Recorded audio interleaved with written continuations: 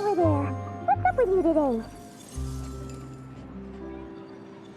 You feeling okay? We've been traveling all over lately, so maybe you've come down with something.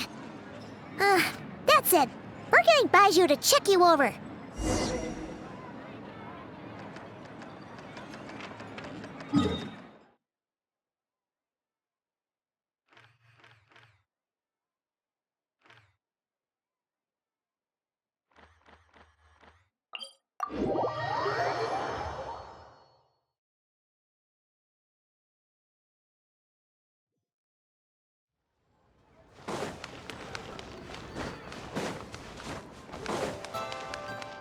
Fearless.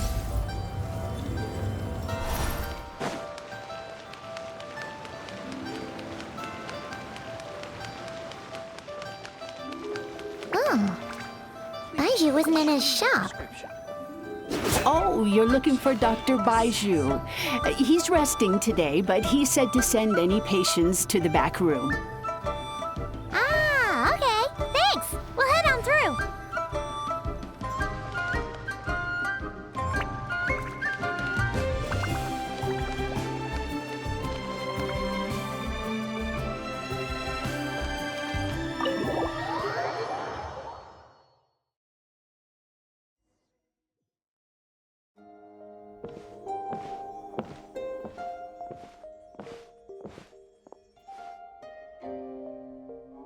Traveler, Paimon, welcome.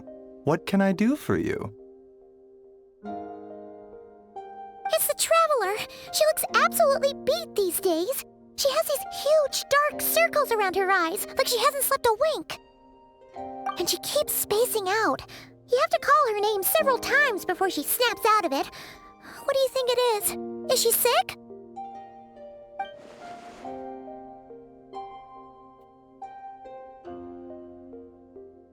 Very peculiar. In all the time we've been acquainted, this is the first time you've come to me with a health complaint. Come, let me take a look at you.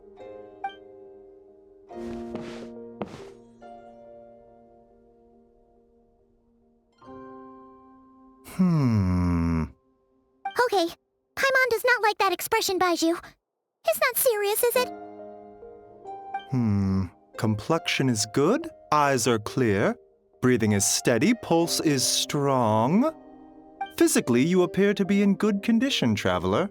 In theory, your energy level should reflect that. You should be feeling right as rain. Hence my concern.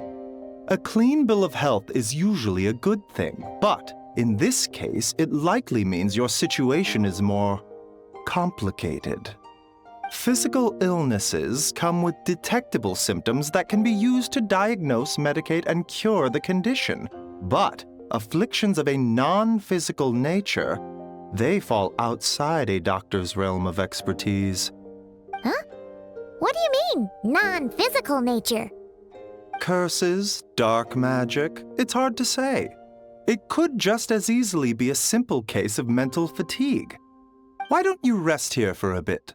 Whatever it is we're dealing with, clues to your condition are sure to reveal themselves in time. Once we know the root cause, we can administer the right treatment.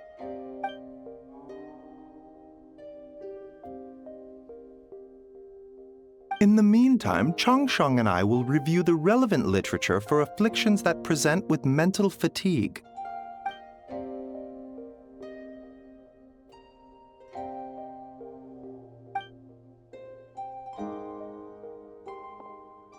Oh, must be a rare condition if not even Baiju and Changsheng have seen it before.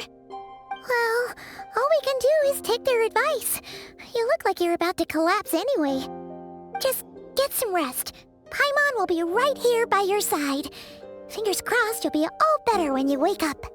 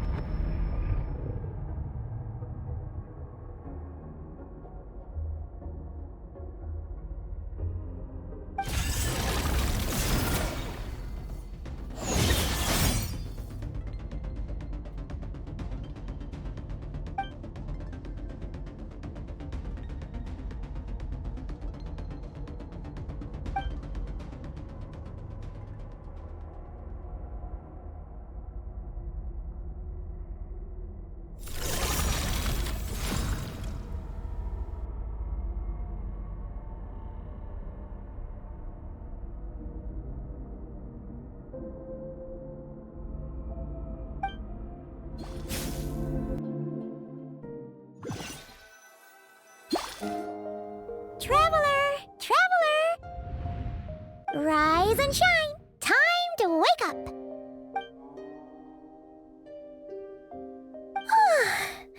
For once, you're making Paimon look like an early riser. It's already afternoon. Hopefully all that sleep did you some good. Feeling any better? A cut? What? Did you scratch yourself in your sleep?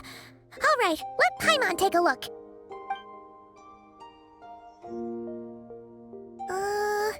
Nope, nothing there. Wait, did you have a nightmare? Okay, don't panic. Paimon heard that dreams tell us what we need by showing us the opposite. So, if you had a nightmare, maybe all you need is something to cheer you up. Come on, Paimon will treat you to something yummy.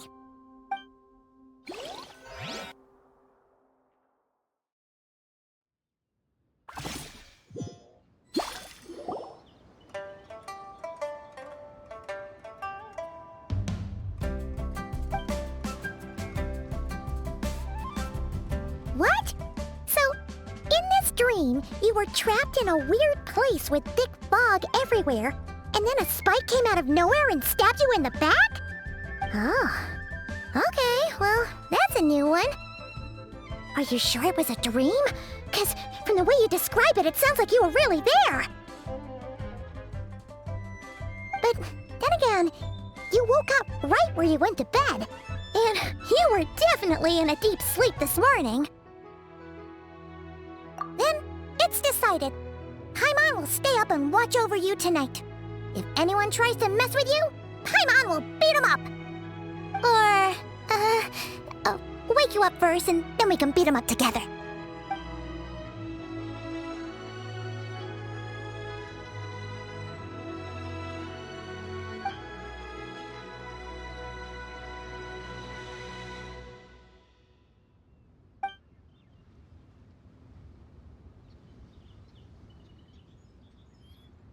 Something is missing.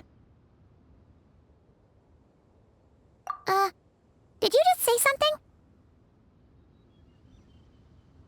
The flesh remains whole, but the soul is incomplete. Left unresolved, the mind will wither away along with it. Ah! What the? Wait! Paimon remembers you! Your child's master! Skirk? Right! What are you doing here? The last time we saw you was at the Primordial Sea in Fontaine, right? But then we left and never learned where you went after that. Child's been looking everywhere for you, by the way. What brings you to Wanmin Restaurant of all places? You came here looking for us? And were you the one behind that hocus pocus just now? Tell me, what is it that you saw?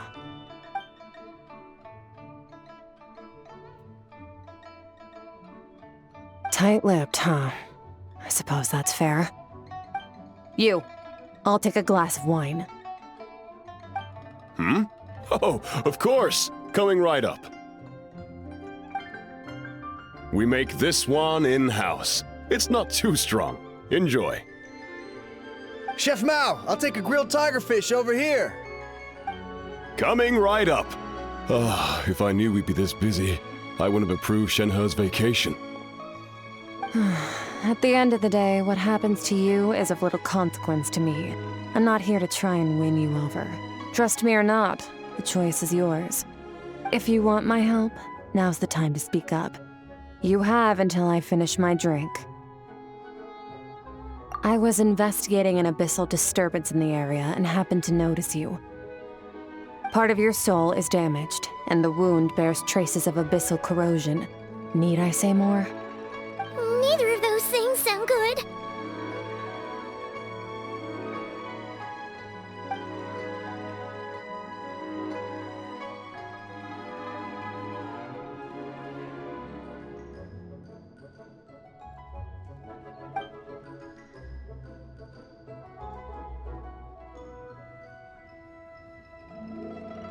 Well, should we trust her? She mentioned an abyssal disturbance. Maybe that has something to do with what's going on with you. But we could always find a different expert on the abyss to help us out. Yeah, and that thing she said about your soul being damaged is scaring, Paimon. Definitely something we should fix sooner rather than later. Skirk's an interesting one, that's for sure. But from what Childs told us, she doesn't seem evil, at least. 1, 2, 7, 10. That'll do. Well, have you made up your mind?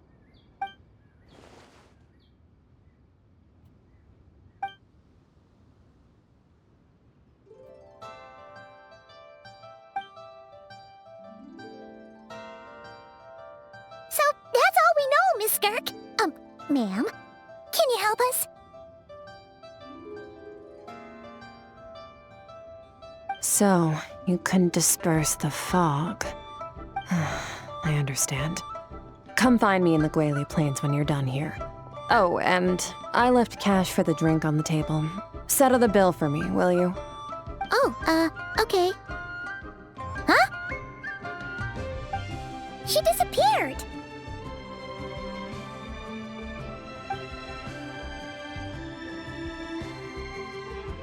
Wait, hold on. You overpaid. Here's your change. Oh, no. This includes the drink, so it should be the right amount. I didn't think you two ordered a drink. We didn't. It was that lady who came and sat with us, remember? You brought it out to her yourself. You sure? I could have sworn there were only 2 of you at that table. What? What'd you put in their dish, Chef Mao? Some kind of hallucinogenic mushroom? You got them seeing things. Seeing things? Wait, so neither of you noticed her? Young lady? About this tall? Wearing a purple dress? She ordered a glass of wine! Oh, now you mention it, that vaguely rings a bell. And it looks like I did open the wine jar, so it must have just slipped my mind. In any case, that settles your bill. Come again soon.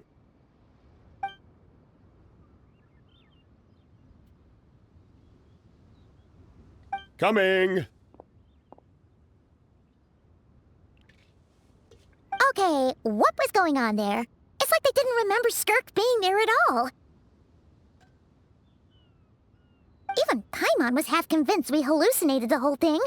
But that Mora she left for us was definitely real. Oh, this whole situation is giving Paimon the creeps. But anyway, she told us to head to the Guili Plains, right? Let's not keep her waiting.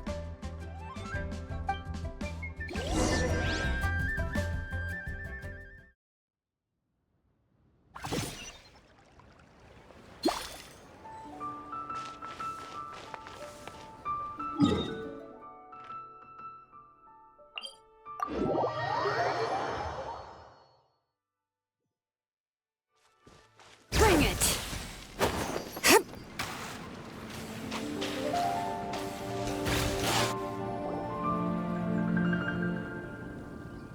Whoa, what are all these rift hounds doing here?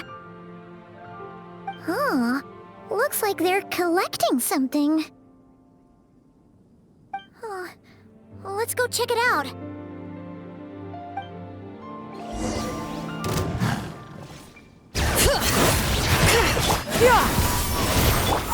Laid to bear!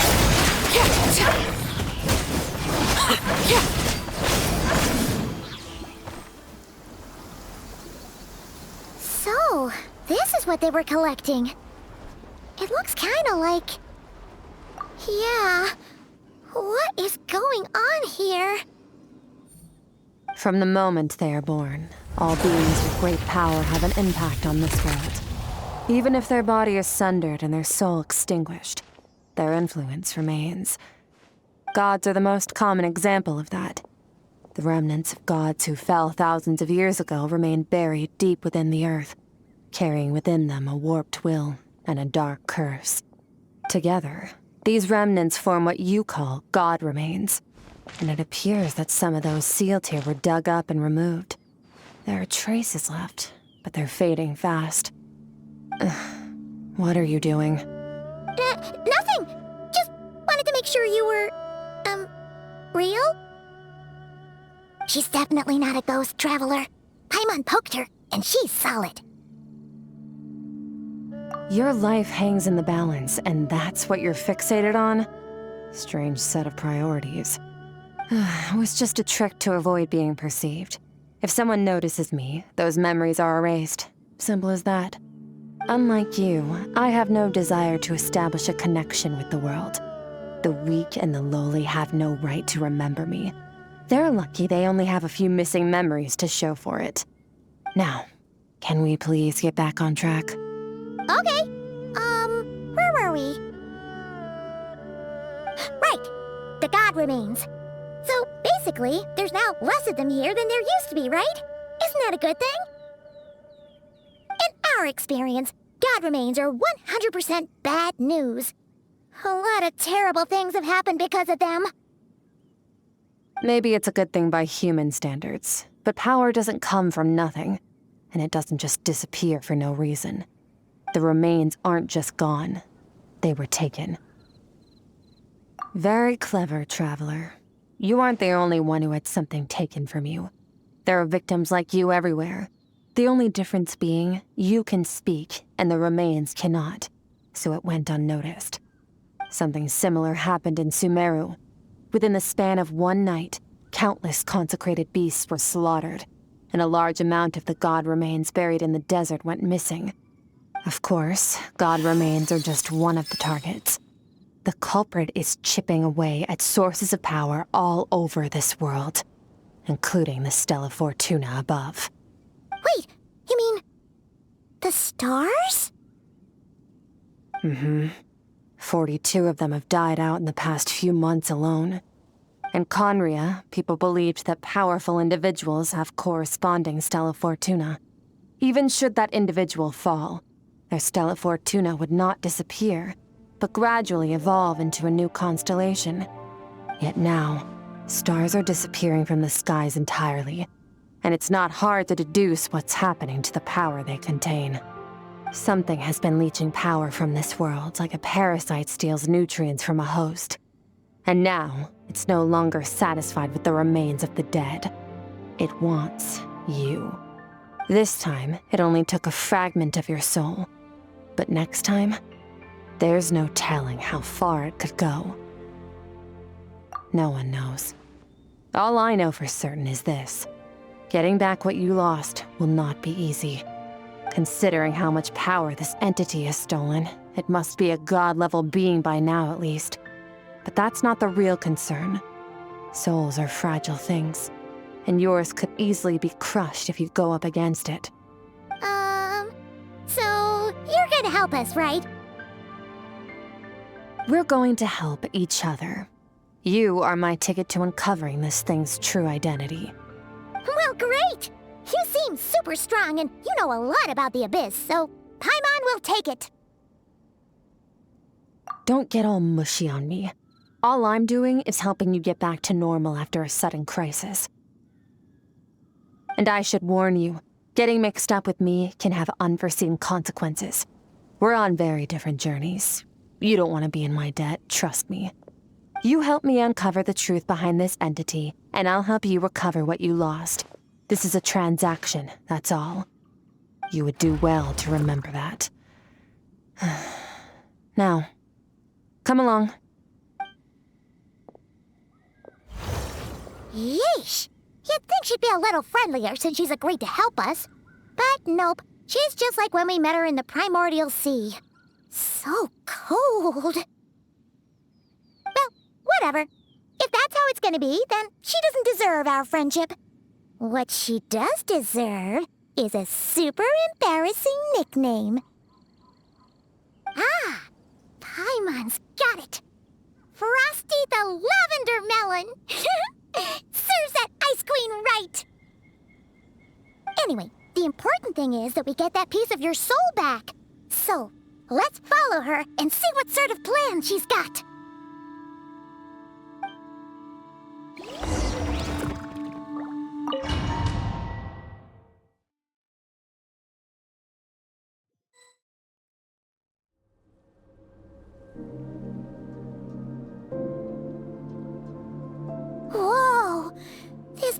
is way bigger than Paimon expected. Where are we? This is where I live. I suppose it's the closest thing I have to a home here. It is. I brought you here because time flows differently in this place. I don't know how much Ajax has told you, but when he fell into this space, I mentored him for 3 months. In that time, only 3 days passed in the outside world. Ajax? Oh, right! That's Child's real name! Yeah, Paimon remembers him mentioning something like that. So, a month here is equivalent to 1 day in the outside world? That should mean we're safe from that power-hungry soul snatcher for now, right? Yes, well, I didn't bring you here just to show you around. In the outside world, the Traveler could be attacked at any moment. But coming here has bought us quite a bit of time. Now, we just need to figure out how to investigate that place you saw. The one full of fog. Both your description and the abyssal disturbance I felt point to that space having some connection to the abyss. It could even be a domain similar to this one. The thief who stole that fragment of your soul is hiding there. But the abyss is a chaotic and turbulent place. If we want to pinpoint their location, we need to see what that space looks like without the fog. Abyssal power can grant a special form of sight. Have you ever wielded abyssal power before? Okay. Do you plan to learn? That tracks. All the information you have suggests the abyss is something sinister, and that abyssal power is a wild and dangerous force that always spells disaster. And you're saying that's not true? Depends on your perspective. Floods and hurricanes take countless lives too. But if one day you gain the power to control them, what was once a calamity is now just another tool in your arsenal. I'll respect your opinion, though. Just means we have to turn to the second best option. A little abyss crystal that contains my power. Wear it on your head, and we'll be able to perform dream mirroring when we fall asleep. Dream mirroring? It means experiencing whatever the other person is dreaming. Everything they see, think, and feel. Since you haven't studied the art of using abyssal power, and have no plans to jump in the deep end right now, I'll have to do the investigating for you. With dream mirroring, every time you slip into a deep sleep, I'll see with my own eyes whatever scene plays out in your mind. Then, I can guide you through the dream environment, and we'll take back what was stolen from you. Huh. You make it sound so simple. Tough to say. This is an unprecedented situation for both of us. Even assuming we do manage to find where this entity is hiding. Like I said, getting your soul fragment back won't be easy. To play it safe, I need to give you some special training first. Wait, you're gonna teach her some of your martial arts? Does that mean the next time we see Child, we have to treat him like our senior? Do as you want. For my part, I don't see you as my disciples. You're already a pretty good fighter. All I'm planning to do is build on your current skills and train you for the specific scenarios that I think we might face. But that's enough talk. If you're ready to do this, then come with me. Time might be more lenient here, but that's no excuse to waste it. Oh, she moves fast. Paimon can hardly keep up with her. So, special training, huh? Kind of a rare opportunity. With your skills, there's not a lot of people qualified to train you. The last time something like this happened was probably anti-Raiden Shogun training, right? Oh, feels like a lifetime ago. Skirk seems pretty strong too, though.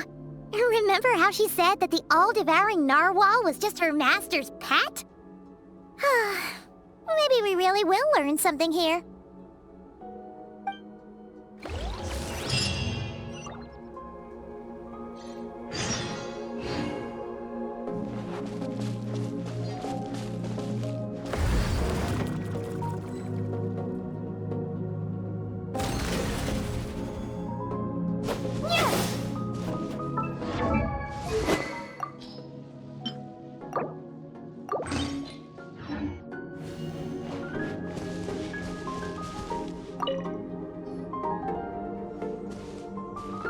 Ready?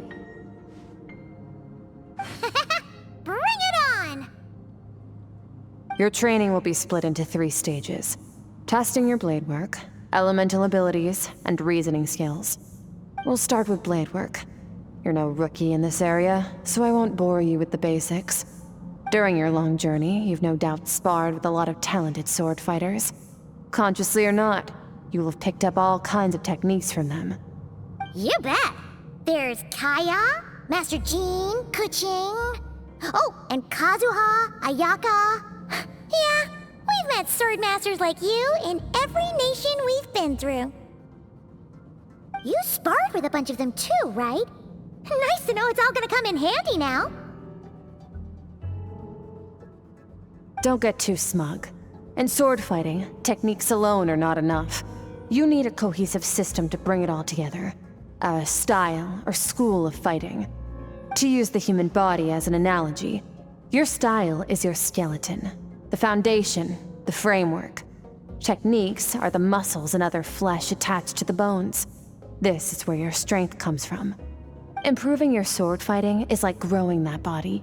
If your frame got bigger and taller, but you didn't add any muscle mass, you'd be weak and flimsy. Then again, if you packed on pounds of flesh without a big enough frame to support it, you'd end up bloated and unwieldy. You need to do some introspection. Take a good, hard look at your past experiences and figure out which parts of what you've learned are just techniques, and which parts can be used to form your own system of blade work. Only then will you get the full utility out of all your thoughts and observations along the way. Only then will every strike you deliver make perfect sense.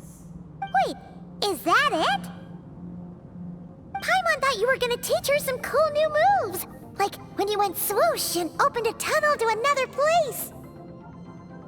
One day, you'll reach a new level of power where you realize that even that's as basic a trick as any other. But right now, our sword styles are so wildly different that teaching you mere techniques is pointless. There are no shortcuts in the pursuit of power. Failure is your best teacher, and rigor is your coursework. That's all I have to say. Time to make a start. Train until you're satisfied with yourself. Now focus. Destroy the crystal columns as swiftly as you can.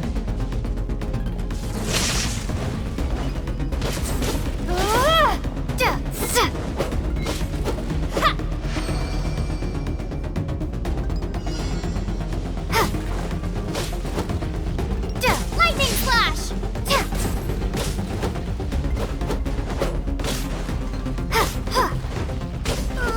This is making Paimon's head spin.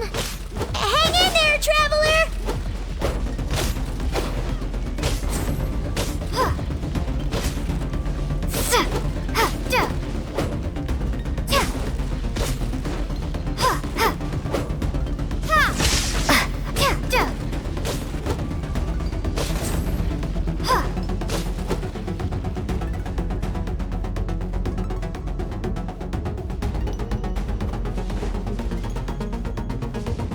Take this!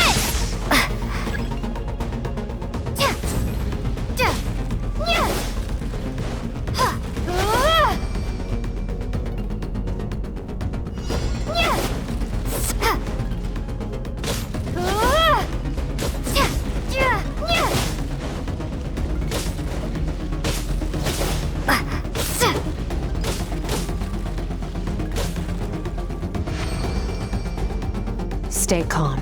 Use your head. You have to keep it together.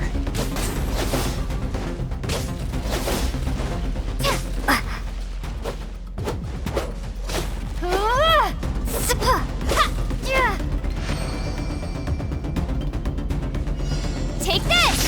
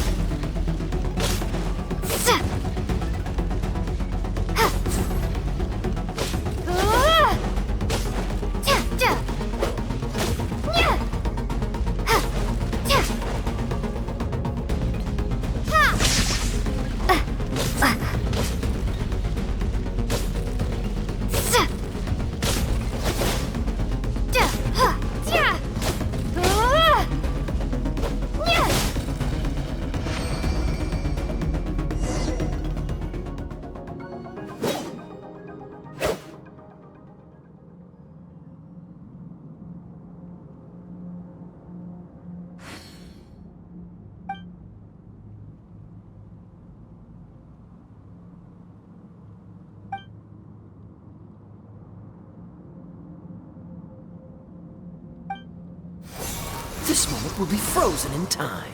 Cut to the chase. Consider a moment of true mastery that you've witnessed in another person, and ask yourself, what lies beneath the surface? What's their guiding philosophy? What's their state of mind as they maneuver their weapon? Now take that and practice it right away with speed, skill, and strength, over and over, until your hand is one with your mind. This is the only path to true growth. Step on up. Dance with the waves.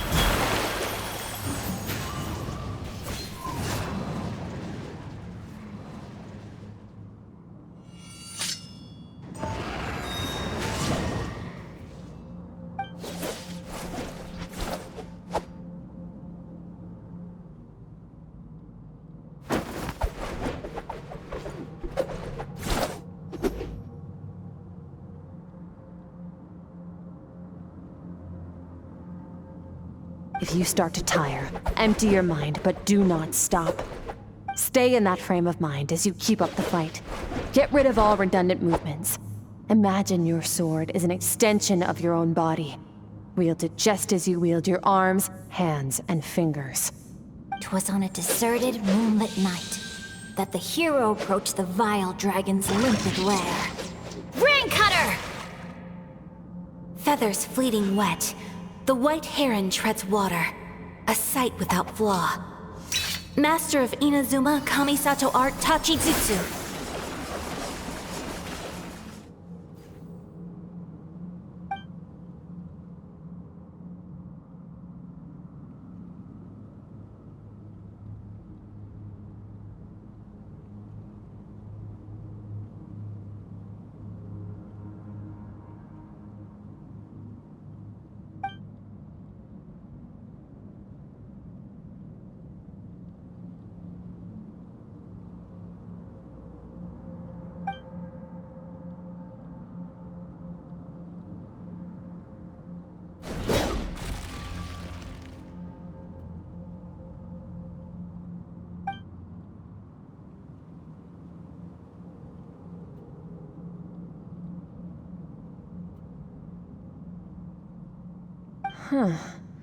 Looks like you've made some real progress. That concludes your training session. Awesome! Paimon knew you could do it! How do you feel? As you should be. Time flies when you're training hard. You've actually been going for several days now with no rest. Yeah, meanwhile Paimon's had a whole bunch of naps. But you were so focused, she didn't want to interrupt you. Go get some sleep. I'll be doing the same very soon. Let's hope you see that foggy place in your dream, so I can get this investigation over and done with.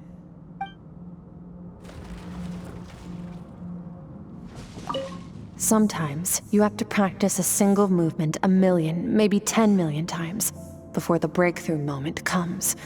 Nothing in the outside world can help you in this process. The most important thing is to remain patient.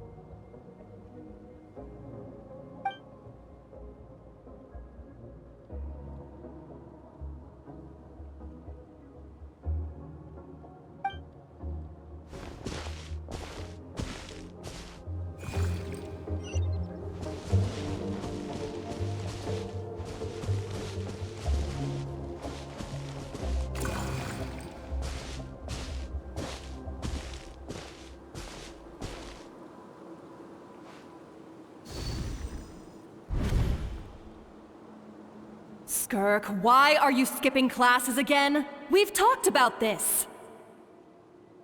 'Cause he's a crabby old man, and he's a boring old man. I don't like going to his classes. Excuse me. You shouldn't talk about your teacher like that. It's very disrespectful. All right, let's not get into a big fight about this. Skirk's learned what she needs. There's no point forcing her to sit through more classes if she doesn't want to be there. But I'd still love to hear about what you got up to yesterday. Why don't you tell your dad all about it? I went diving, and I saw this huge fish. I never knew they could get that big. It looked kind of dumb, though, with that stupid big fat head. I tried to shake its fin, but it just spat water at me. Oh, and today, I'm gonna go to that prairie up north. There's supposed to be this giant bird there that can spit fire. I bet if I climbed on its back, it could fly me all the way to the stars. Then I suppose your old dad should get one as a pet too. Otherwise, how are you gonna hear me call you for dinner up there in the stars? When it's time to eat, I'll come back on my own, Zilly. Anyway, gotta go. Bye, Mom. Bye, Dad. Wait! Put on a coat at least. You'll catch a cold. I'm talking to you, young lady. You spoil that child, you know. Ever since that merchant ship arrived, she practically lives outside. Always going on about exploring the beyond one day, whatever that means. Let the kid do what makes her happy. Besides, we both know you're all bark and no bite. Come on, our little adventurer is gonna be hungry when she gets back. Let's get started on dinner.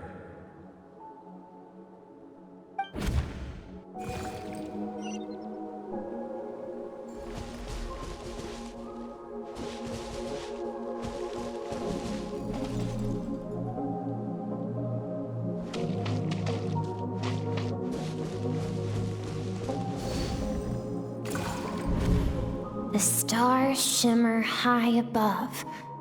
But what lies beyond the stars? Mountains as far as the eye can see? An endless snowy plain? Or maybe buildings taller than the sky, like the people from the merchant ship said? I can't be the only one asking these questions. The universe is fascinating. If only I could meet some other people like me. We could set sail together and explore every corner of the world. I'm sick of being a kid. There's so many amazing things out there, and I'm ready to see them all. But for now, I'm starving. Better get back.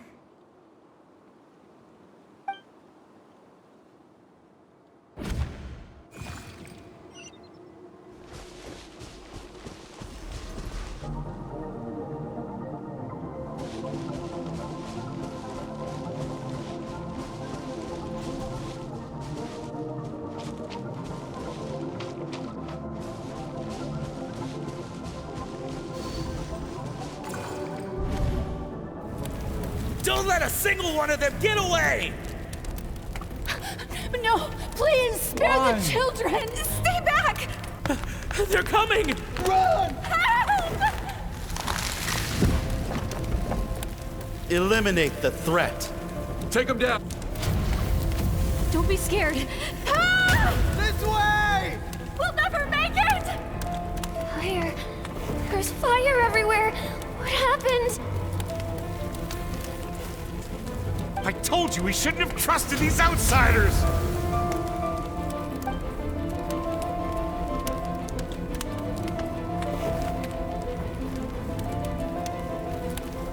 Why are you doing this?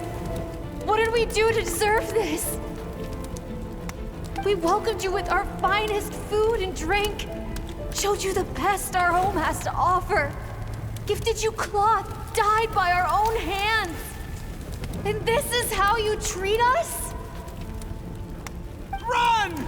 Save yourselves!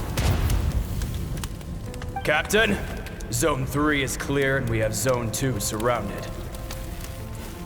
Begin extermination. Remember the orders from upper command. No one is to be left alive. Rest assured, sir. We have enough munitions to annihilate these savages and burn their entire civilization to the ground. Good. The only ones who put up a real fight are that man and his wife, correct? What's their status? We shot the man in the ankles and the wife broke her wrist attempting to fight back.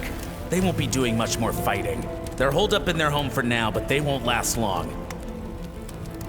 To prevent them from making some kind of last stand, we're planning to clear out the other zones first so we can send a bigger squadron to surround them. Well, well. Turns out some of these beasts do know how to use their claws. Now the threat these savages pose will be undeniable. Let them cling to what's left of their lives for a little longer. Once the other zones are cleared, I'll cut off their heads myself.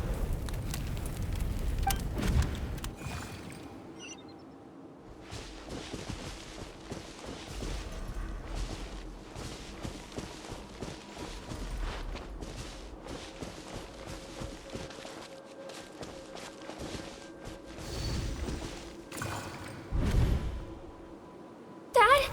Mom? Skirk, you're all right? Thank heavens.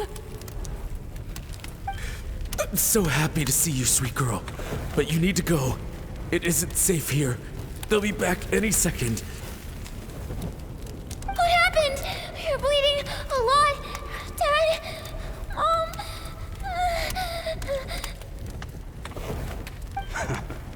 This is the place. Alert all units. Prepare to surround. Run, Skirk! Run as far away as you can! Don't trust anyone! Your dad and I, we're not afraid to stare death in the face, but we need you to survive. My clever girl, so curious. You're already so brave. I know you're going to grow up to be such a positive light in this world. Whenever you miss us, just play this song. Remember, life is a gift. Don't let darkness claim it. Break down the door! Look what we have here. A savage that can pluck a tune. Well, the show's over.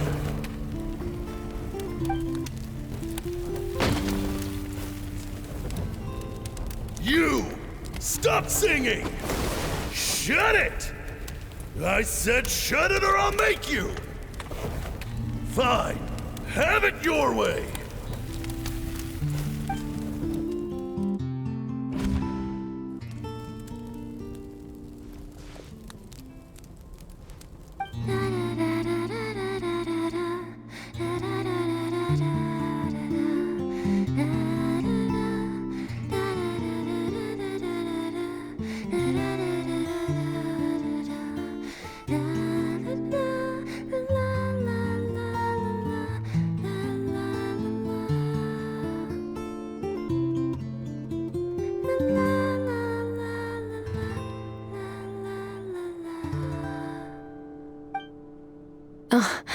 You're awake? I found a few clues while you were asleep, but it's only a start. Now, time for the second stage of your training. This time, the focus is elemental energy. Come find me when you're ready to begin.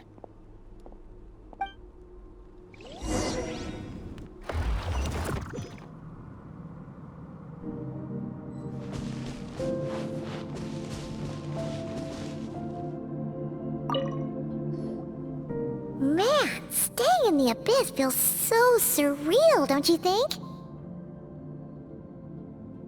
No day and no night. It's like time hardly exists. If we weren't careful to keep track, it feels like we'd have no idea how long we've even been here. Well, except for the fact that Paimon still gets hungry like clockwork. You go do your training.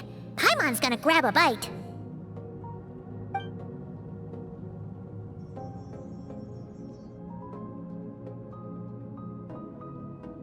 The way I see it, the pursuit of power is divided into 3 stages.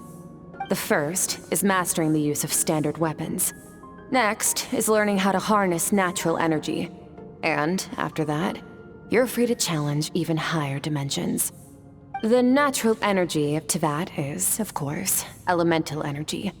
But that's not my area of expertise. I draw from a different source of power. Abyssal power, yes. Also known as the power of the Void Realm. My master, Sertologi, is a true expert in that area.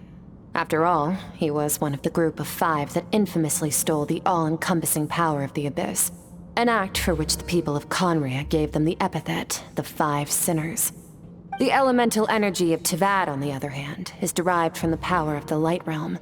These 2 forms of energy exist in direct opposition to each other.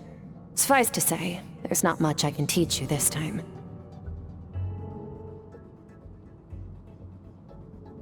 A keen observation, traveler. Call it respecting local norms. The Abyss stands in direct conflict with the will of this world. So, to make my life easier, I disguise my power to make it appear cryo-like in nature. It's a technique I learned from some Conrian ruins, known as the 7 Shifting Serpent. If you ever change your mind about delving into abyssal power, I can teach it to you. So I've heard. You seem to have a knack for removing abyssal power. But is purification really what's going on there?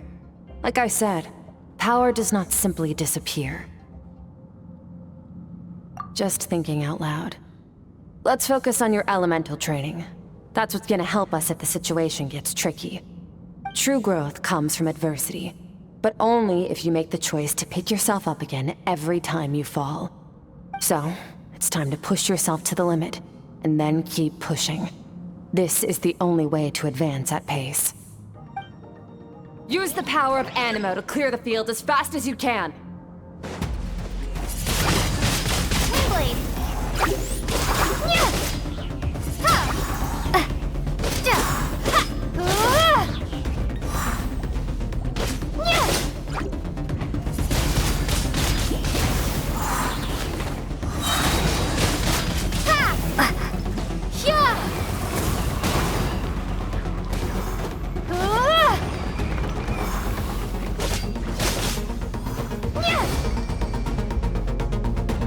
Observe your surroundings. Look for things you can use to tilt the scales of success in your favor.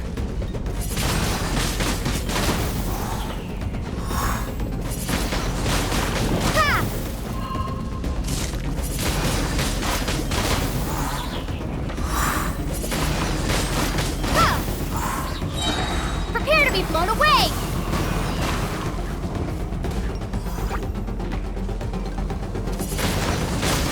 Windblade!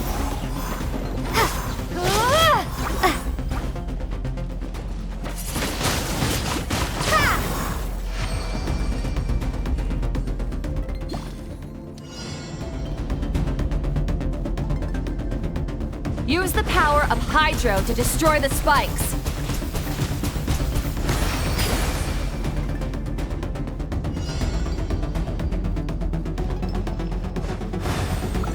Faster! Don't give them a chance to strike you. You need to be quicker than you were in your dream. You can't afford another injury like that.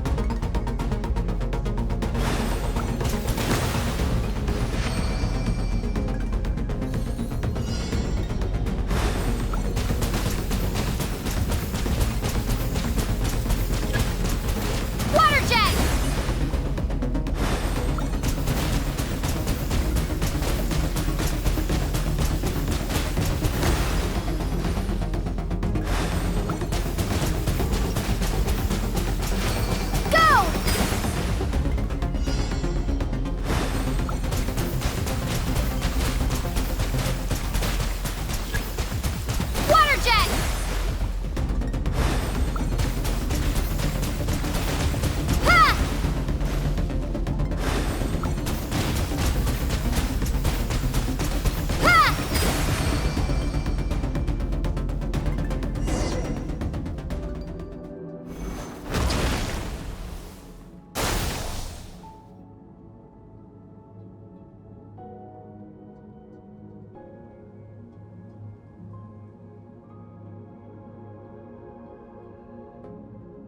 You need to understand what makes you special.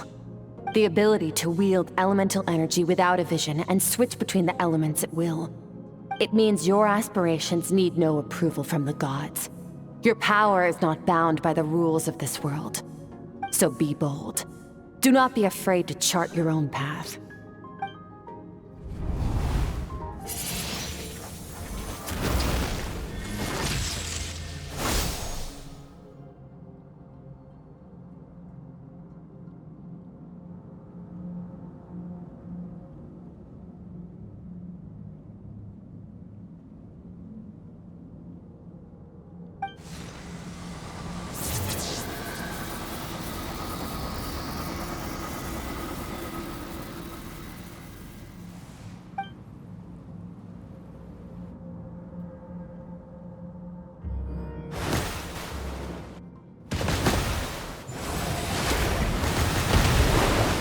Very good. It seems you've reached a deeper level of connection with the elements. Long enough for you to lose yourself in your training, which is a good sign. Relentless practice with the elements has drained all your strength, but it's also what allowed you to make progress. Get some rest. When you wake up, we'll proceed to the final stage of your training.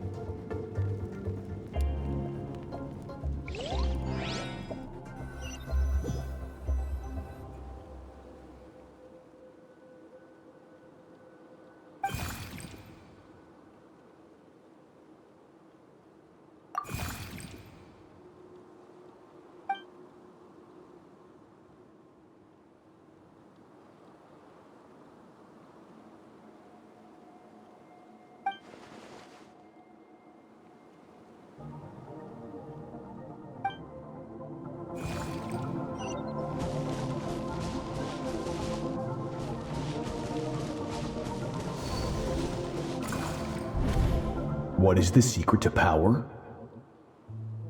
Longing, hatred, self-preservation. No, it is fear.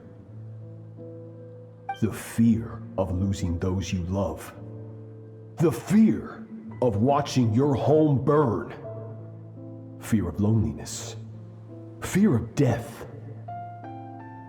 Fear is the source of evolution. It forces humanity to adapt to their environment and overcome hardship. It is in the process of prevailing over our fears that we surpassed first ourselves and then the rest of the world. That fear is now part of you. It calls on you to evolve. And it is time to answer.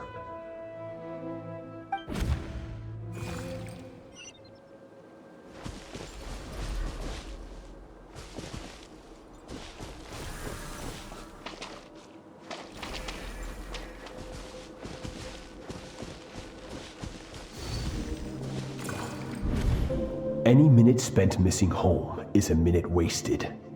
Practice your sword work instead. Do not make me tell you twice.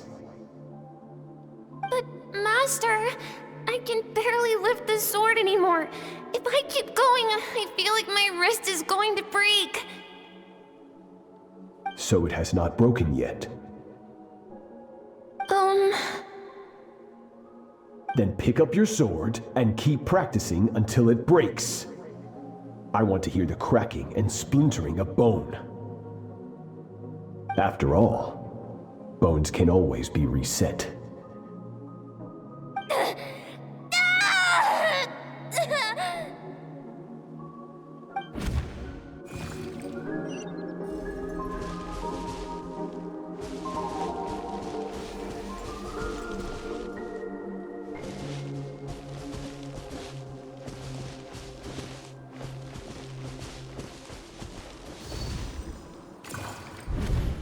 good, Skirk.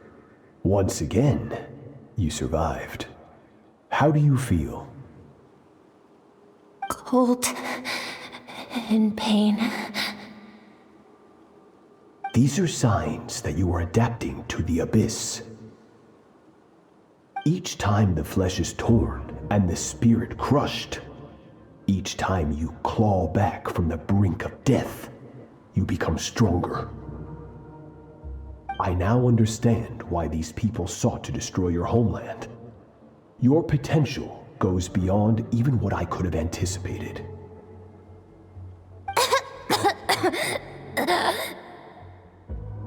But you still have much to learn in your pursuit of strength.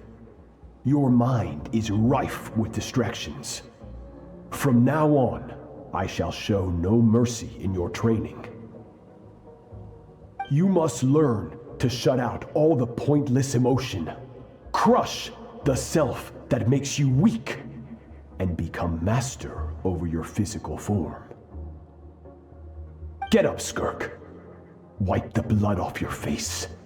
Cut away the rotten parts of your flesh, and mend what is broken. Then take up your sword.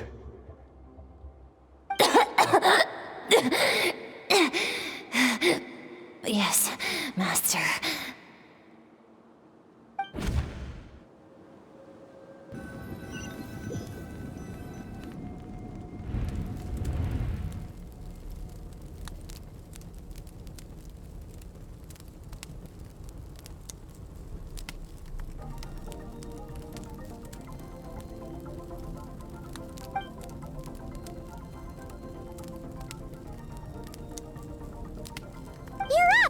Hopefully you got some good rest.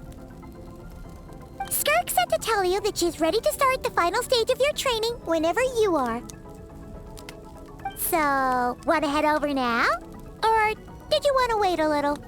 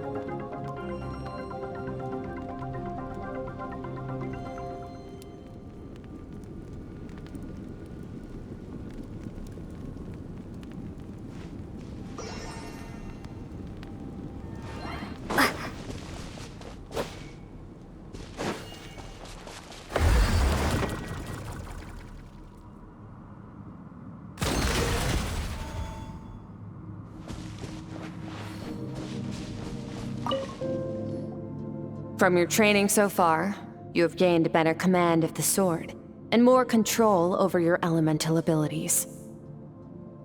That's only part of it. Experience is the real teacher. Your journey, the friends you have made, the dangers you have faced. These have taught you more than I ever could. Now, it's time to focus on how you react under pressure. You must be able to think rationally, even in unpredictable combat situations. To simulate this, I'm going to attack, and you're going to block. Ready?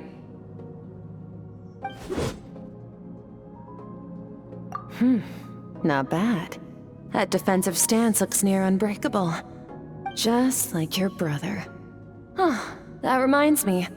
You still don't know what happened to him, do you?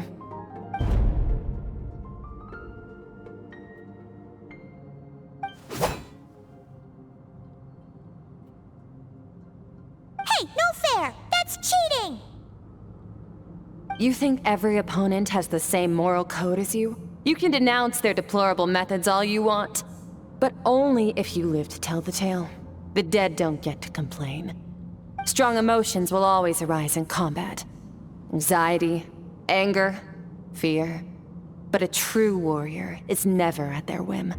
Only when you are free from the influence of emotion can you make the right choice, no matter the situation. How amusing. Almost sounds like you think you know me. But you don't. You can choose your own path. We are not the same. Let's begin. Try to use reason over emotion. Make the most rational and advantageous decision in any given moment. This is your final training session. Look alive. Same drill as before, but this time I'm going to interfere. Hold your focus.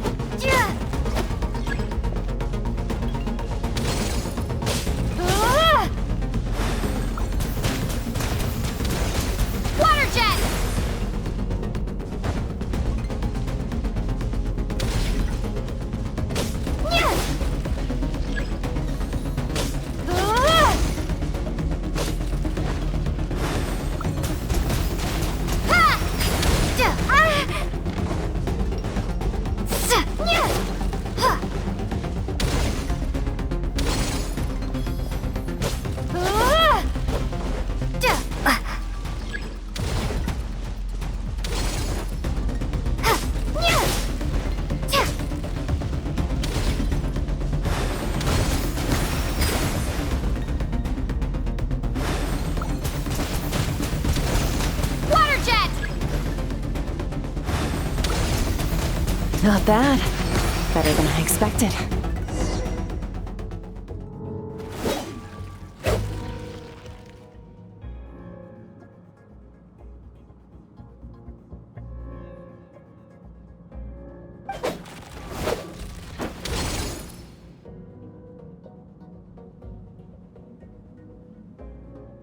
You're getting the hang of it.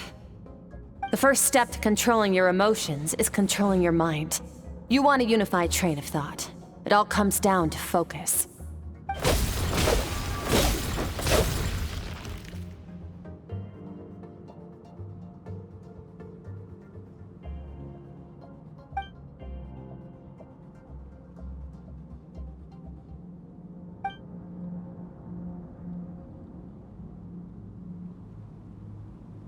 Your mind is rife with distractions.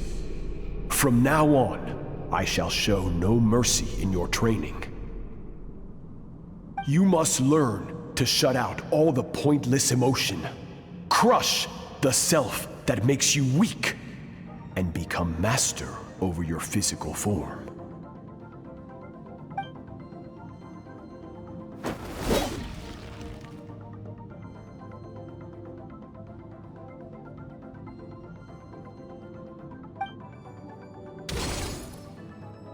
Stop. Let's pause here. One look, and I can tell your mind has wandered. That's to be expected. There's a limit to how long a human being can concentrate on one thing.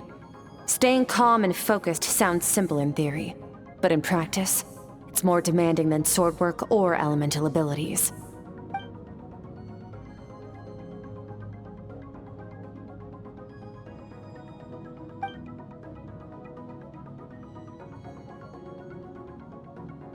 Get some rest. No point training further if you're already dead on your feet. Like I said at the beginning, the only goal of this training is for you to reach a point that you're satisfied with. You managed to push past your limits, which is a good start. You can be proud of that and sleep well knowing that you've earned it.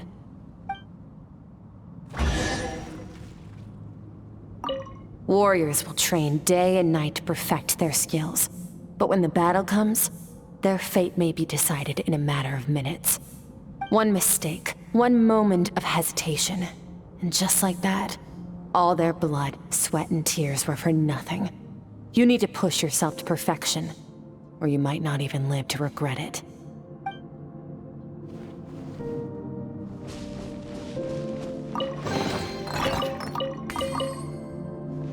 Lightning Slash!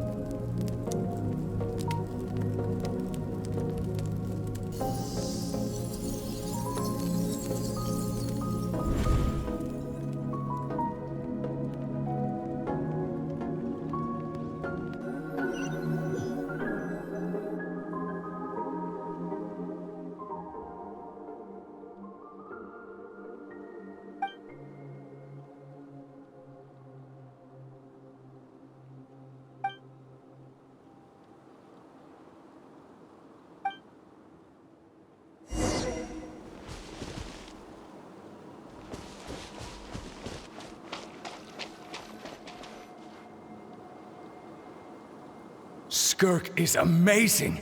She faced down that terrifying giant and cut its head clean off. Oh, she got hurt though, didn't she? I heard it was pretty bad. Yeah, well, that's a given. But the moment she was on the mend, she got right back to practicing her sword work. I heard Master suffered a grave injury once too. Lost an arm and a leg and still came back stronger than ever. Skirk's becoming more like him by the day. Incredible! I wonder if I'll ever reach their level. They're always so resolute, so unshakable.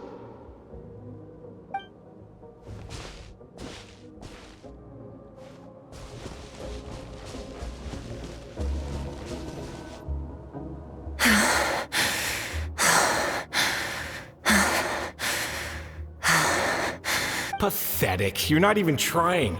You're so much weaker than you think. Skirk, have you become a positive light in this world?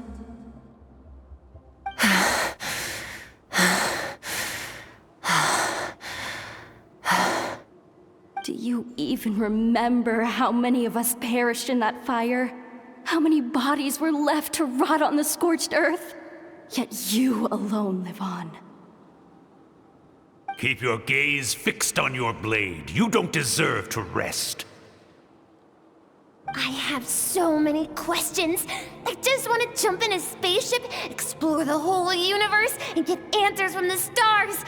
I just need to wait till I'm grown up. Then I can do anything. Now, you must bid farewell to who you were in the past and become someone stronger. Run! Skirk, run! Only death awaits us here. Keep running, and don't ever look back.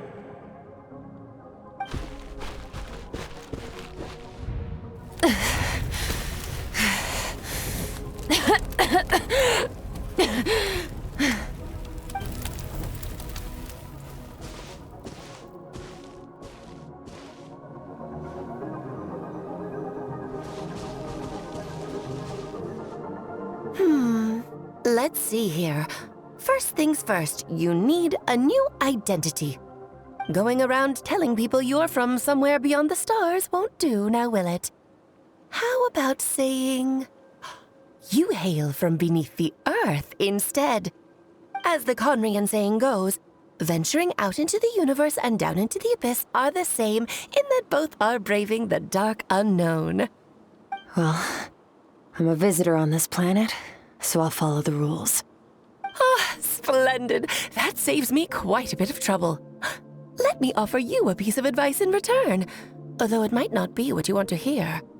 I know the pursuit of strength is important to you, but taking a moment for yourself every once in a while is never a bad idea. Ignore her existence for too long, and there will come a day when you can no longer hear her voice.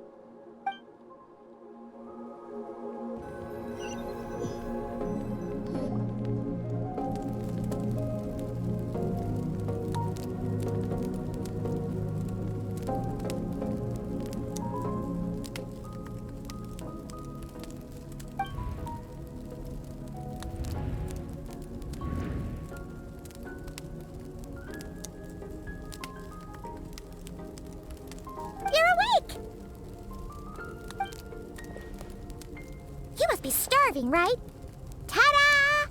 A barbecue feast just for you! Of course you are! That's why Skirk and Paimon got this all ready for you. Dig in, before it gets cold. Ah, well, if you're around someone long enough, it's bound to happen. Plus, Skirk can cook. So, Paimon decided she can forgive the whole Ice Queen thing. Paimon's not one to hold a grudge. Here's an idea. Let's save the chit-chat until after the meal.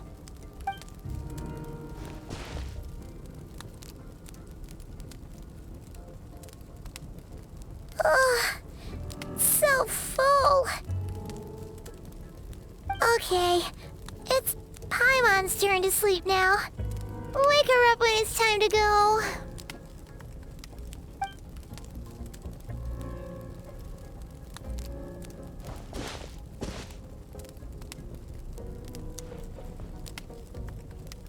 I have good news. First, your training is complete. You have what it takes to wield immense power. Now it's just a matter of putting it into practice. Continue to learn from your journey and hone your skills against formidable opponents. Second, I've located the culprit we've been searching for. Next, we just need to retrieve the missing part of your soul, and our business will be concluded. When Ajax trained with me, he once told me he was bursting with questions. So I allowed him to ask me 3 of them before he left. You and I may never meet again, Traveler. So if there's anything you want to ask me, now's your opportunity. Just like Ajax, I'll answer 3 of your questions.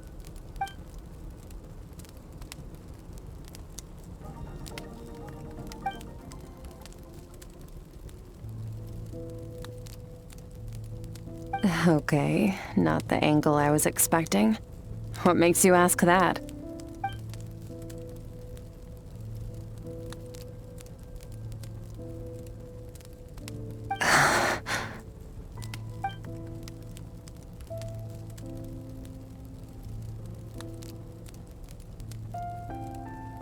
I knew that was a possible side effect. Closed off my mind to you for that exact reason. Even with the dream mirroring, you should have seen nothing but endless darkness.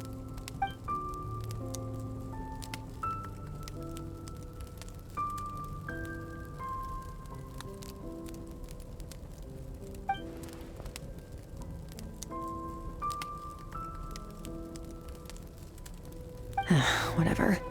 Must have been a flaw in my execution. I shouldn't be too surprised. Due to some recent circumstances, my self-control has been lacking as of late. Since you've seen what you've seen, there's no reason to hide the truth. All I ask is that you keep it a secret. No, I'm not from Tevat. I'm from a different planet. And there was a time when I journeyed through the stars. A lot like you in some ways.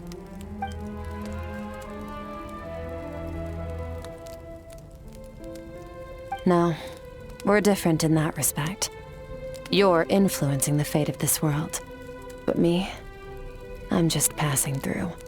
Several hundred years ago, my master, Sertologi, opened the border between worlds and sent me here. But this is not my home. And one day, I'll return to the vast unknown of space. So, there you have it. On to your second question.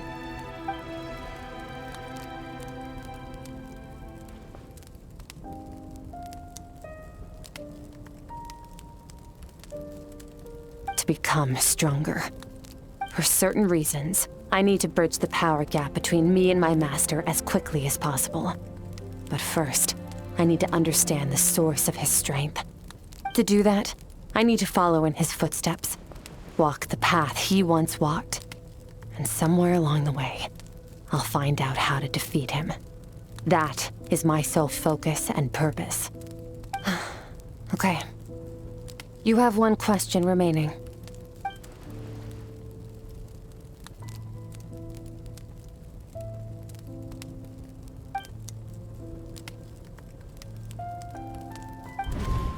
You make it sound so easy. Ever since the incident I experienced there, I've never stopped searching for Master Skirk and that unknown abyss. But it's been years now, and I've still found nothing.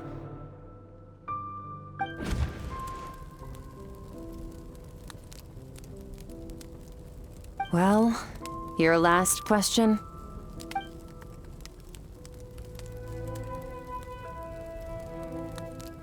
Ajax. His situation is different than yours. Before you ever crossed paths with me, you'd already encountered many formidable people, studied their techniques, and developed your own skill set. So, during your training, all I had to do was build upon that foundation. But Ajax was so young when he came to me. A complete blank canvas. Children can't help but imitate their role models.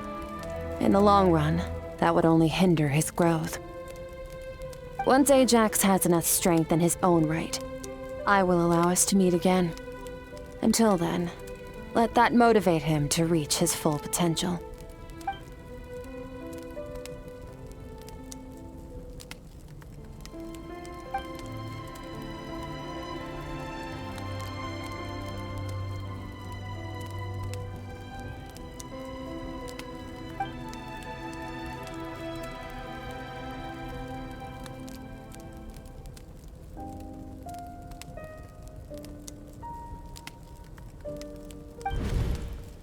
Unlike you, I have no desire to establish a connection with the world.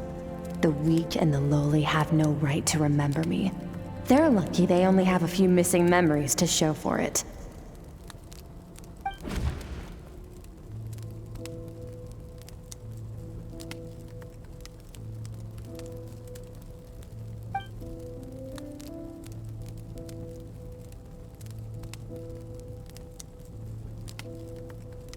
Wake up your companion.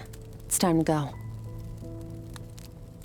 Oh, and everything I just told you, best keep it a secret from her as well.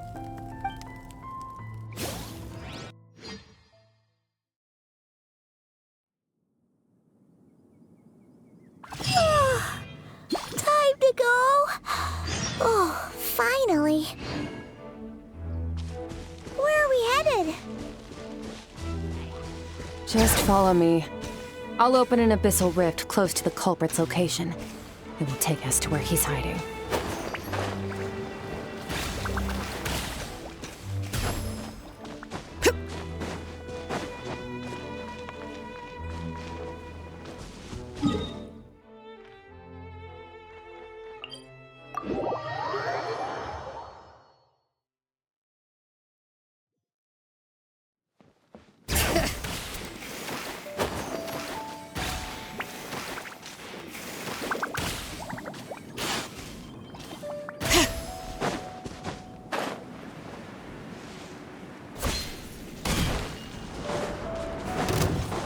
Bring it!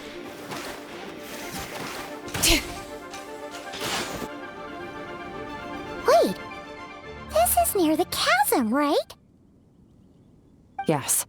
If we enter from here, we'll be able to reach that place from your dream. You have some experience with abyssal domains by now, but still, this is someone else's territory. Best to proceed with caution. Don't worry, Paimon's an expert at hiding behind other people for safety. Oh, but, that means you need to stay safe, traveler. All right. Remember your training. Time to put it to use.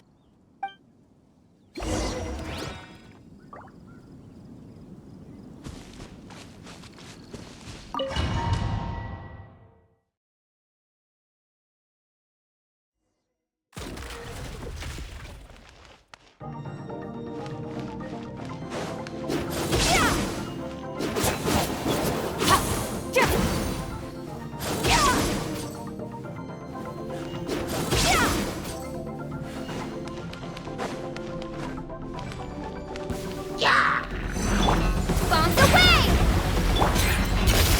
Paradigm shift!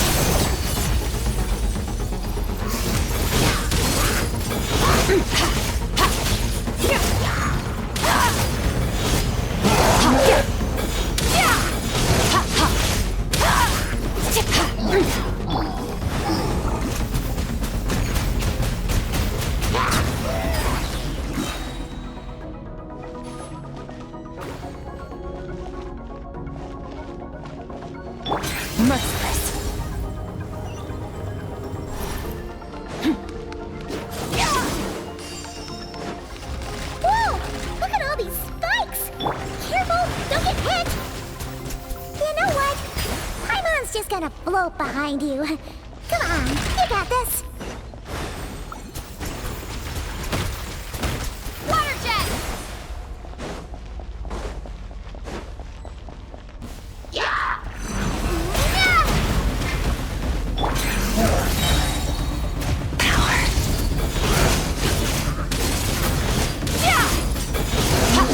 Hey, what are you two doing?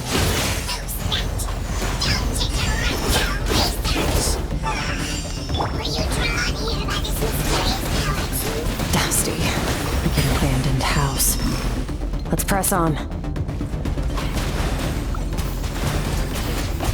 Water jet! Stick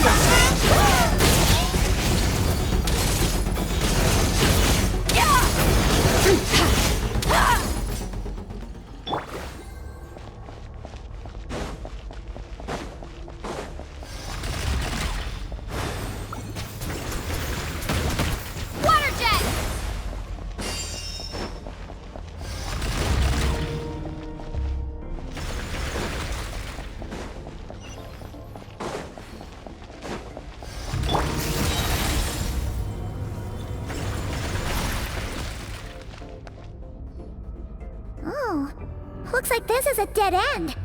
Did we make it to his hiding place? Ugh, this fog is making it impossible to see anything! This should be the place where you were attacked, Traveler. The missing part of your soul should be nearby. Can you sense where it is?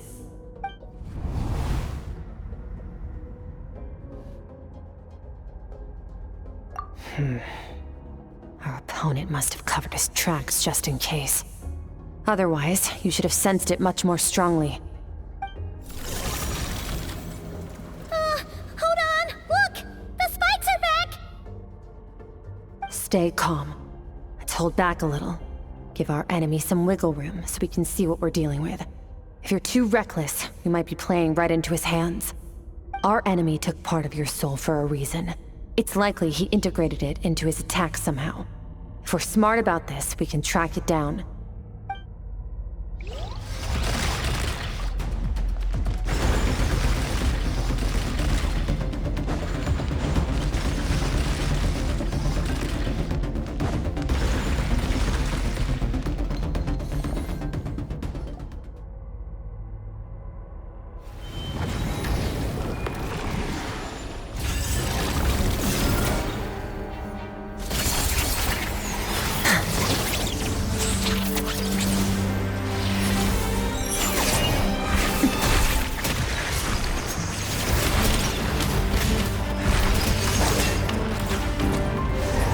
From the start, the attacks have been focused on me. Trying to break through my defenses? I see.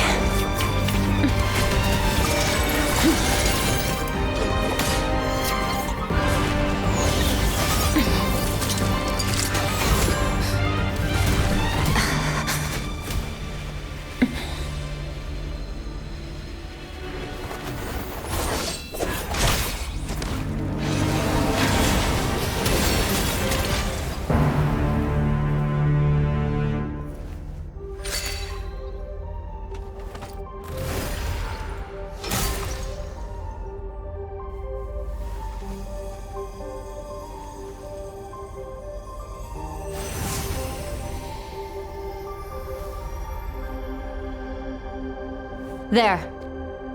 I got it back. Traveler! Skirk! What happened? It looked like Skirk just got...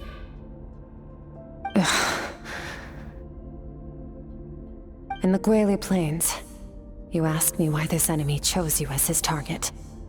Now, the answer is clear. It's not just the fact that your strength is impressive. It's also because of your ability to, as you put it, purify abyssal power. Whatever that actually means. The fact is, that ability allowed him to do something that should have been completely impossible. Namely, break through my defenses and steal my power. No, he couldn't have known I'd come to his domain. He only stole your soul fragment because he knew the value of its power. I doubt he expected it to come in handy so soon. Call it fate if you want. I believe that's the term they use in this world for arbitrary coincidences like this. In any case, it works to our advantage.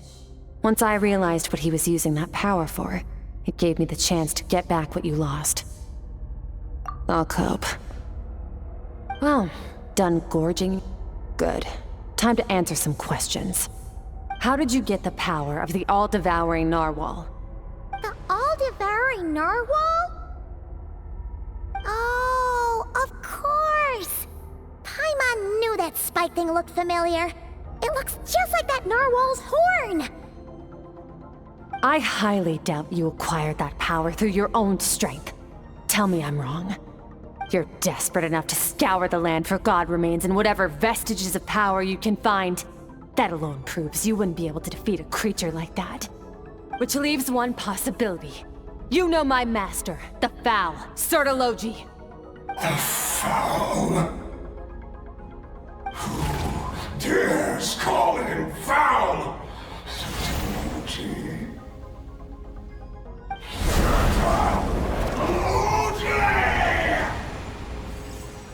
What's wrong?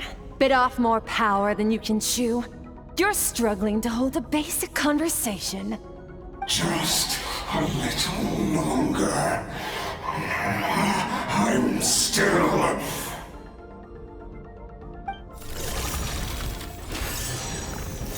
Look! It's back! Those obsessed with power will let it devour them before abandoning their pursuit. Keep calm and use reason to decide the best course of action.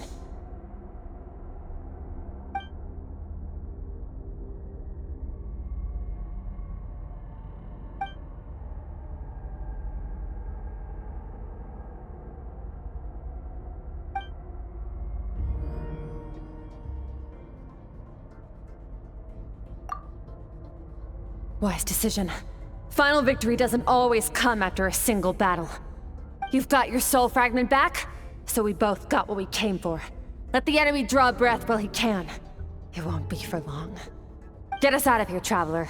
You'll need to lead the way this time.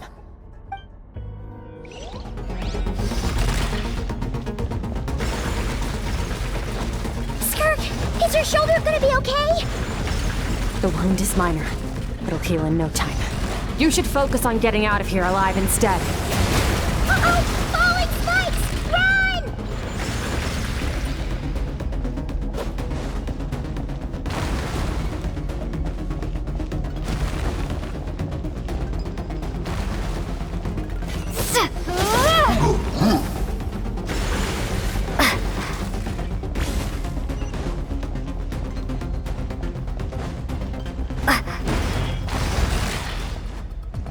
Watch out!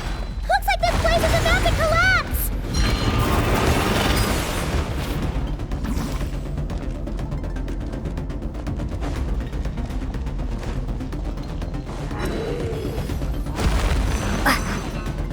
So, this guy's power has something to do with the all-devouring narwhal. Did you know that all along, Skirk? I had my suspicions. That's why I decided to investigate in the first place. But suspicions only get you so far. I needed to verify it for myself.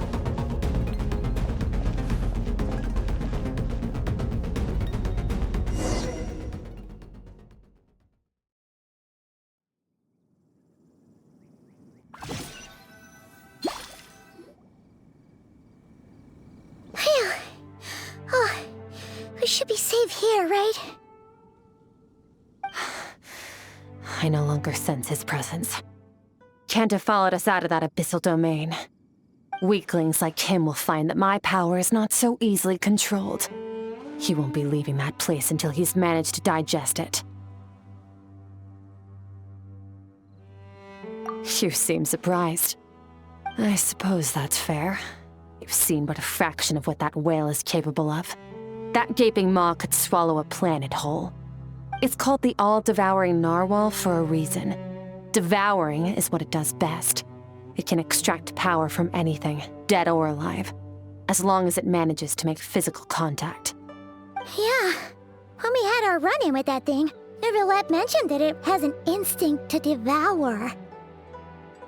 Your dragon friend recognized the nature of its abilities and used the power of Hydro to protect you. That worked because it was in a satiated state, so it was somewhat less aggressive than usual. It's a different story when it has no more power to feed off of. That's when its true voracious nature kicks in. It could devour everything on the planet in that state, which is why I cast it into that void space. But I hadn't counted on there being anyone left on this planet capable of wielding its power. To me, that says he must have encountered the whale a long time ago. Meaning, he must have known my master. Exactly. It told me everything I needed to know. Hence why I said we both got what we came for. And I believe that brings our transaction to an end. Now that you're whole again, you can get back to your own journey. I'll handle the rest of this situation myself. No way! We can't leave now! Something was stolen from you because of us! We have to help you get it back! This isn't my first taste of failure or losing power. When you fall, you get back up again and become stronger. That's how it is. But what if that monster finds you before you're all better? Plus, how are you gonna get home? It's not like you can just go swoosh and open a door to the abyss again. Not without your full strength. So, sticking with us for the time being doesn't sound so bad, does it? Fair enough. Then take this. What is it? A bag of Mora. Nothing in this world is free. I know that much. I'll leave the planning to you. Hurry up and decide where to go. We shouldn't linger. We should take Skirk somewhere she can rest. But where? He'll know something about Master. I'm sure of it. Next time, I need to be ready. Fine. It was just a scratch. It'll take time to recover my strength, of course. But adapting to situations like this is nothing new for me. Oh, this. It's a star crystal suit. Abyssal energy is scarce in Tevat. Wearing this helps me access it more freely. It stores concentrated abyssal energy that I can draw from on the go. When the energy runs out, it reverts back to its original form. Found somewhere to rest. Well, lead the way then.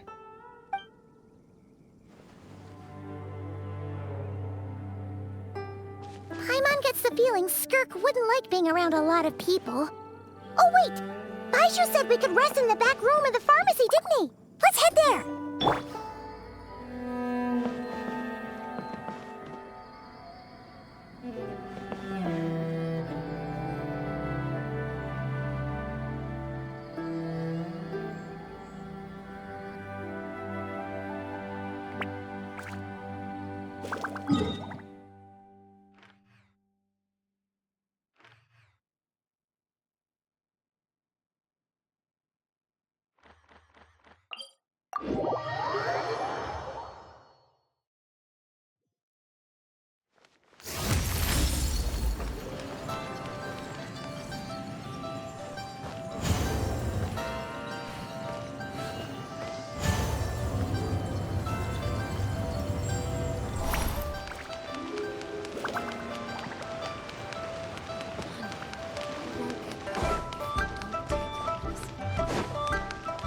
Fearless.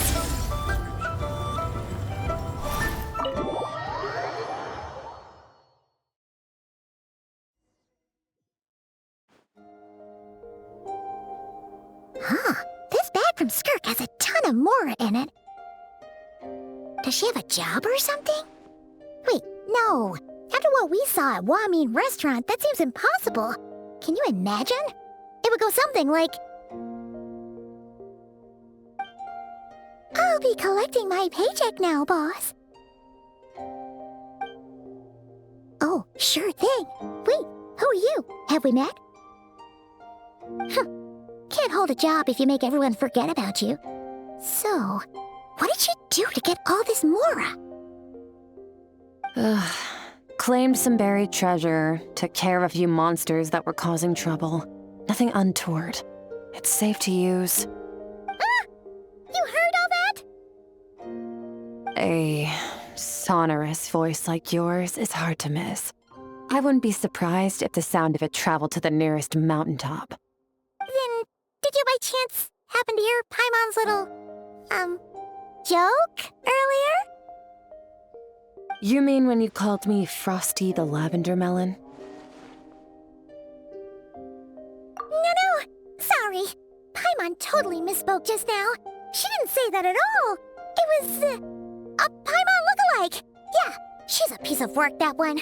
Always impersonating Paimon and giving people weird nicknames. Okay, fine. The truth is, Paimon didn't like you all that much at the start. But things are different now. You helped the Traveler in a big way, so... What do you say? Friends? Ugh. I noticed there was only one bed. Go ahead and get some rest. Wait, what about you? I don't get tired, and I don't need rest. I'm going to practice my sword work. That should help me regain some strength. But your shoulder... Hey, don't just leave! Whatever. Let her tire herself out. She'll come back eventually. Let's get some sleep, Traveler. That comfy bed is calling, Paimon.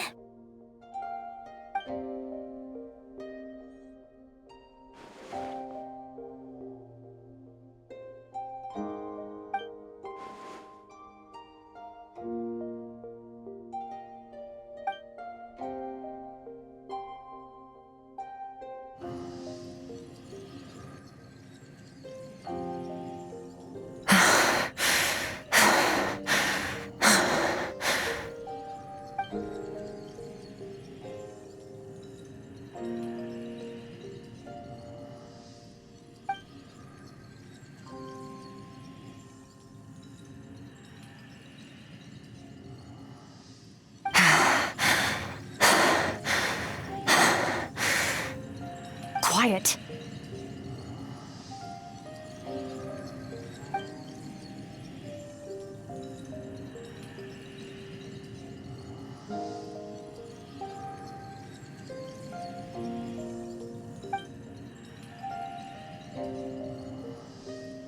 Do you even remember how many of us perished in that fire?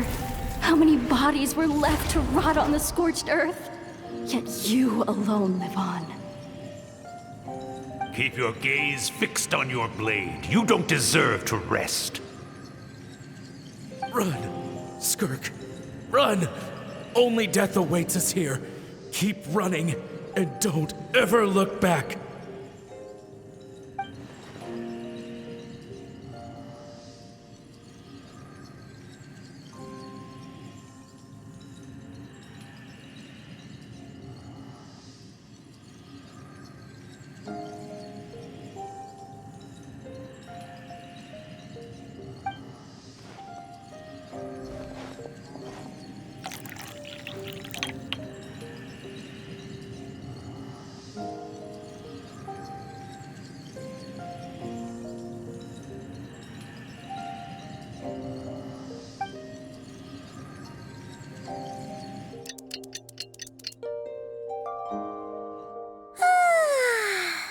Getting an early night's sleep is the best.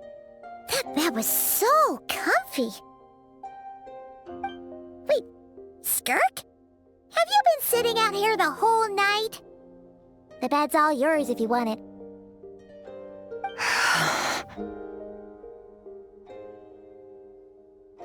About 60%, maybe 70. Whew! Paimon thought it would take at least a couple of days. That was fast. No, not fast enough. That's 20% less than last time. Same training regimen, same intensity. Nothing felt different, but somehow the outcome fell short. No, I think the problem's with me. I need to meditate for the next 2 days. Deep introspection should help me find the issue. Ooh, sounds intense. We'll watch over you in the meantime, then. Thanks. See you in 2 days.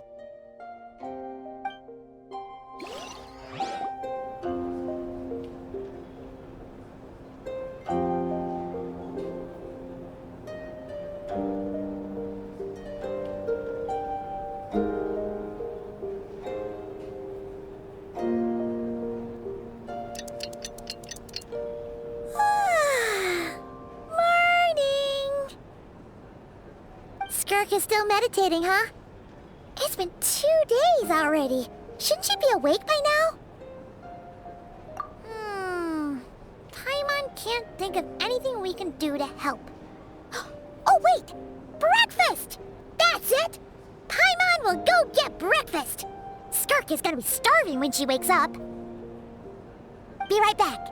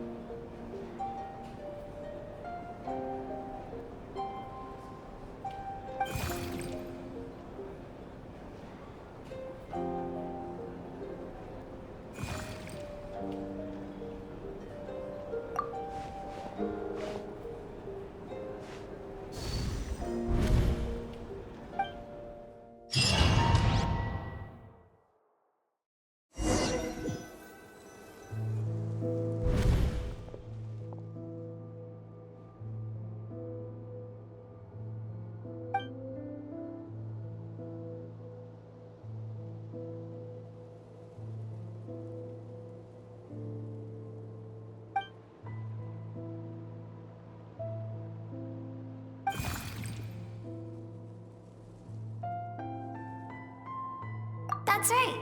This is Skirk's inner world. Think of it as the threshold between the soul and dreams. This isn't your first time here, but what you remember is probably a space covered in darkness. I only managed to illuminate a small portion for you back then. Actually, it's my first time talking to someone like this. I only managed to break free and bring you here because the injury weakened her power. I guess that's why I can speak again, too. Call it fate, if you want. I think that's the word they use in this world for lucky coincidences like this, right? Now, before I take you to her, I gotta ask. You're the first outside visitor to ever come here, so what's your impression of this place? Oh, you noticed. This river represents Skirk's strength. Strength accumulates over time. It is the summation of a person's lived experience. So this river is where all the fragments of Skirk's life should converge into a single stream of memories and emotions, flowing forward as one. But as you can see, this river has been severed numerous times. It's because Skirk doesn't like who she was in the past. When all she sees reflected in the river is a disgraceful shadow of who she was, she cuts through water and rock with the sword of reason, severs her connection with the past, and begins anew.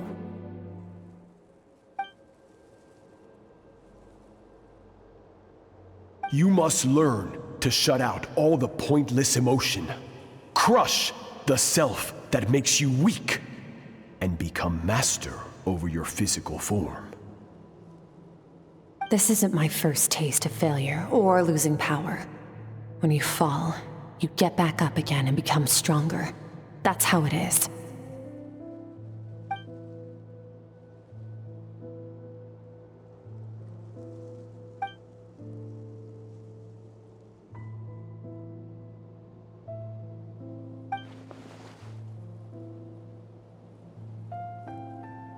The answer to one mystery invites another question, I see.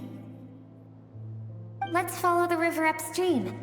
There among the cliffs, among the memories etched into her heart, lies the truth of it all. Soon, you'll understand everything.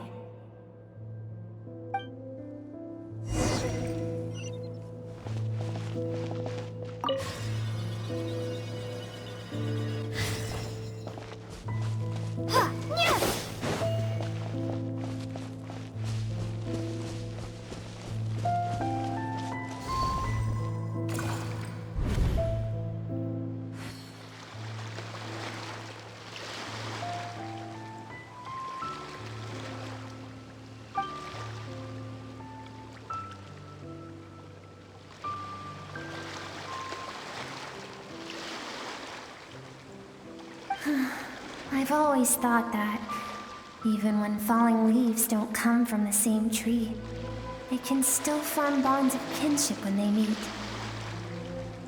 Like meteors, you both made a journey through the stars. Both travelers who have landed on a planet that is not your home. Yet, when she first noticed your presence, although she hesitated for a moment, she still chose to walk away, indifferent as ever.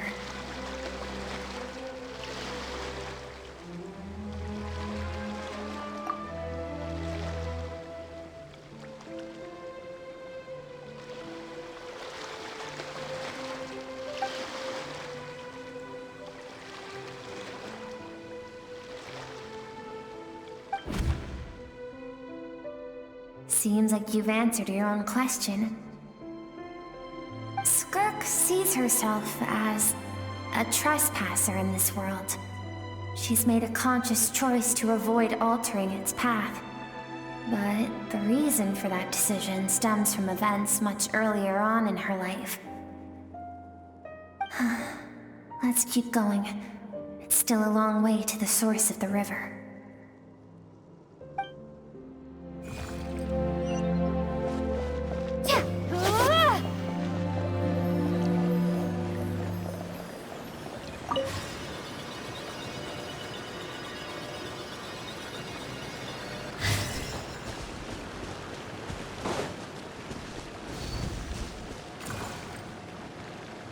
You now have what it takes to wield immense power.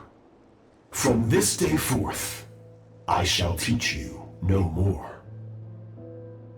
No one can become a worthy warrior through imitation alone. I have given you fangs and claws.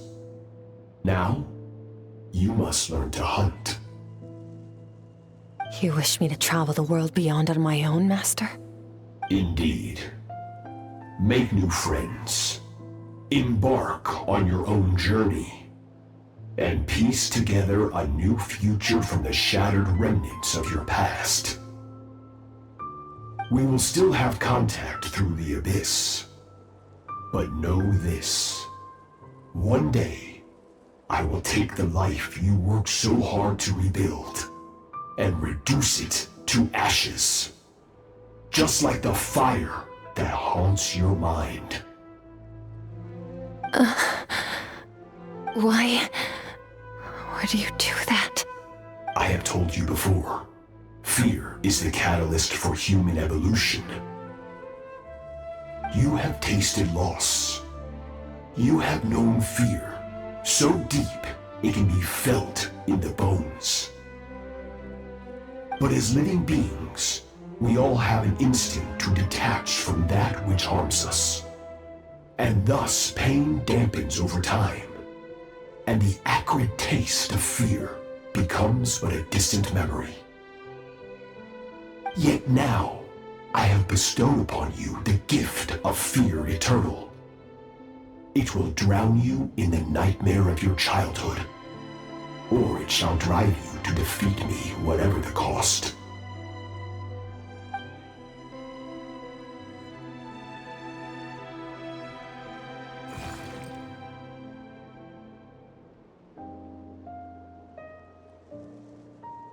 That is what Skirk's master, the foul Sertologi, looked like at one point in time. Of course, as a higher being, physical form is a triviality to him.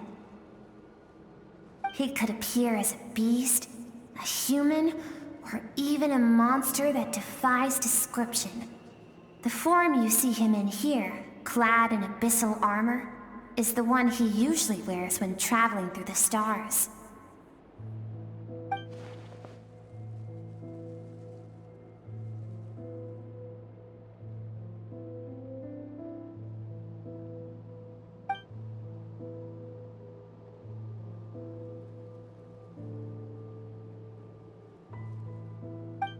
For certain reasons, I need to bridge the power gap between me and my master as quickly as possible. But first, I need to understand the source of his strength. To do that, I need to follow in his footsteps, walk the path he once walked. And somewhere along the way, I'll find out how to defeat him. That is my sole focus and purpose.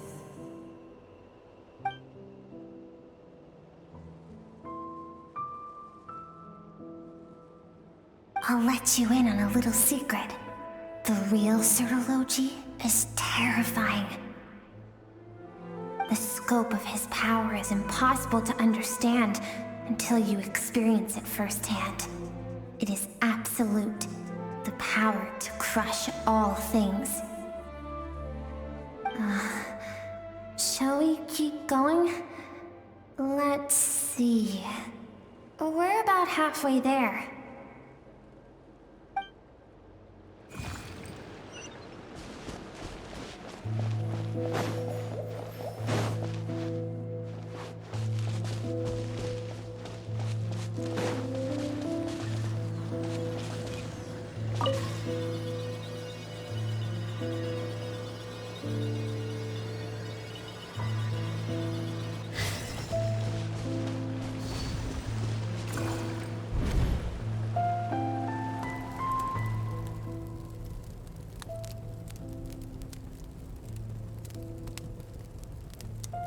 We've made it quite a ways already.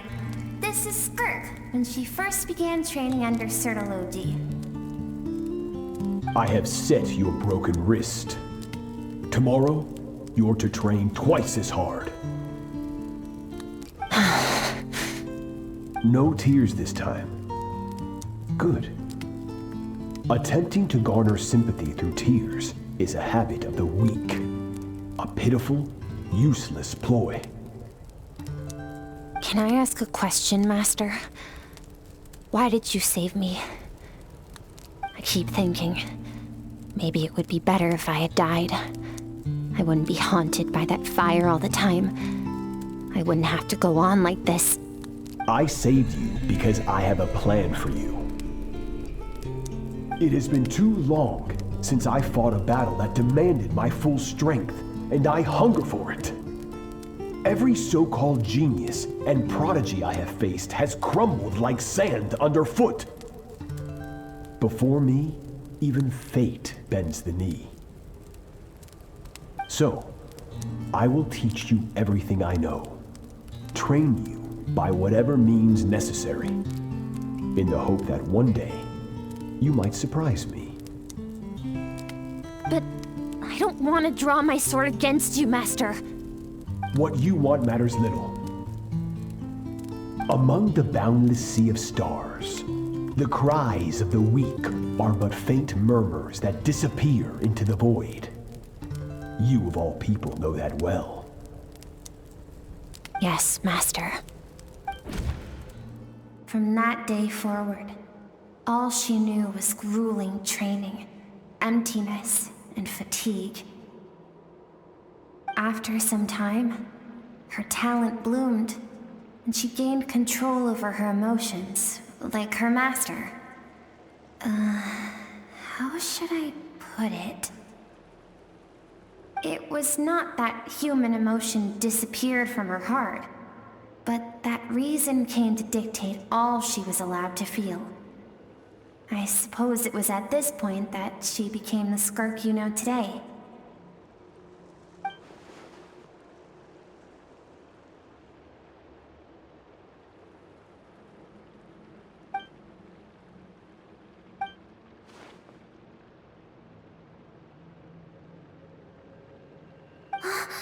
We're nearly there. I almost don't want to reach the end. Well, shall we? This is the final stretch.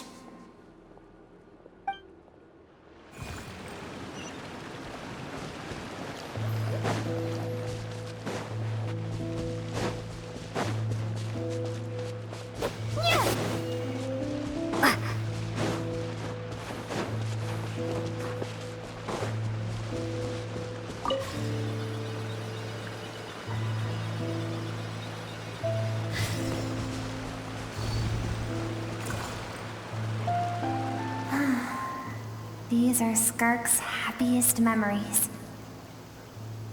What a simple and carefree time it was. Wisps of clouds dotted the sky. The sun bathed everything in golden light. And when song filled the air, not even the shyest of flowers could resist swaying along.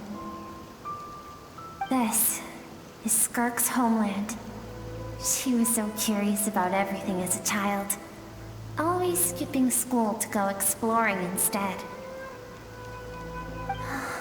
There was so much to discover.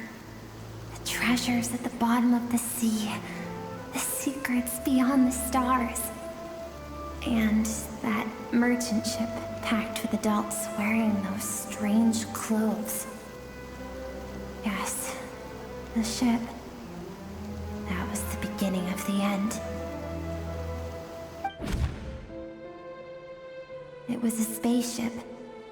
When it arrived, the people that disembarked wore smiles on their faces and spoke of friendship.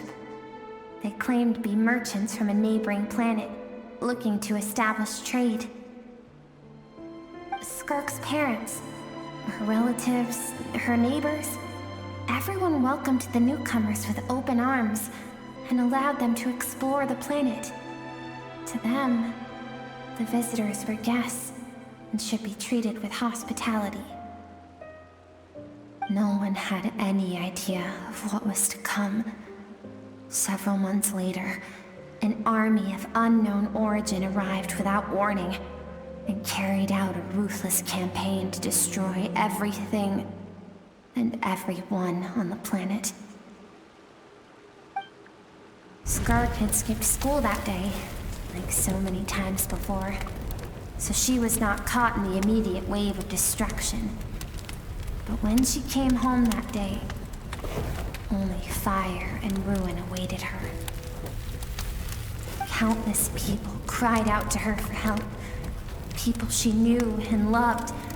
Friends and relatives. The little girl who lived next door. The shop owner with the bad leg. The bad-tempered teacher she had made fun of just that morning. Their lives were discarded like worthless trash as the fire consumed one life after another. Skirk was helpless. All she could do was run. And so she did. She kept running until an unexpected figure crossed her path. If Sertology hadn't been there in that moment, the fire would have claimed her life too. And there she would have remained, left to rot in the scorched earth, with no answer as to why any of this was happening.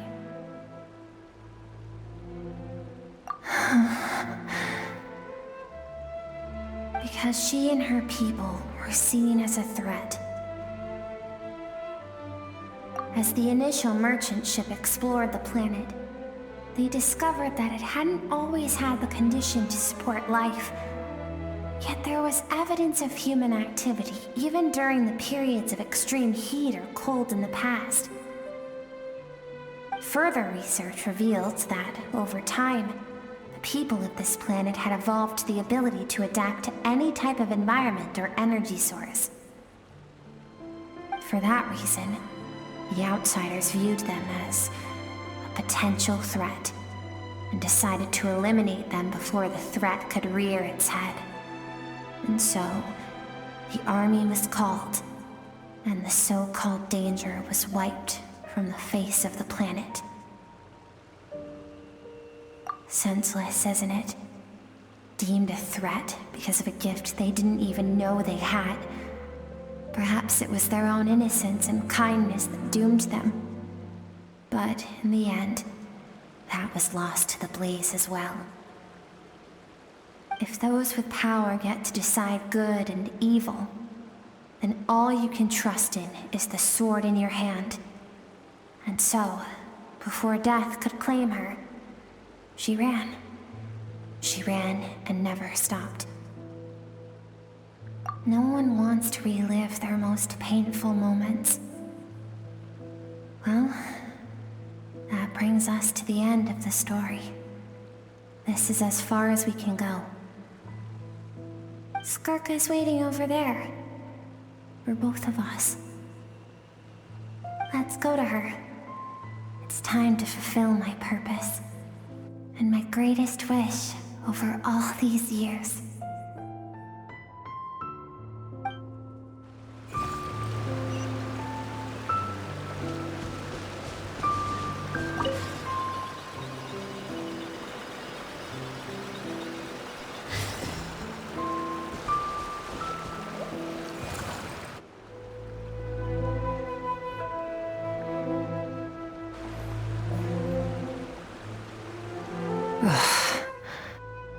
So all this, just so you could bring her here?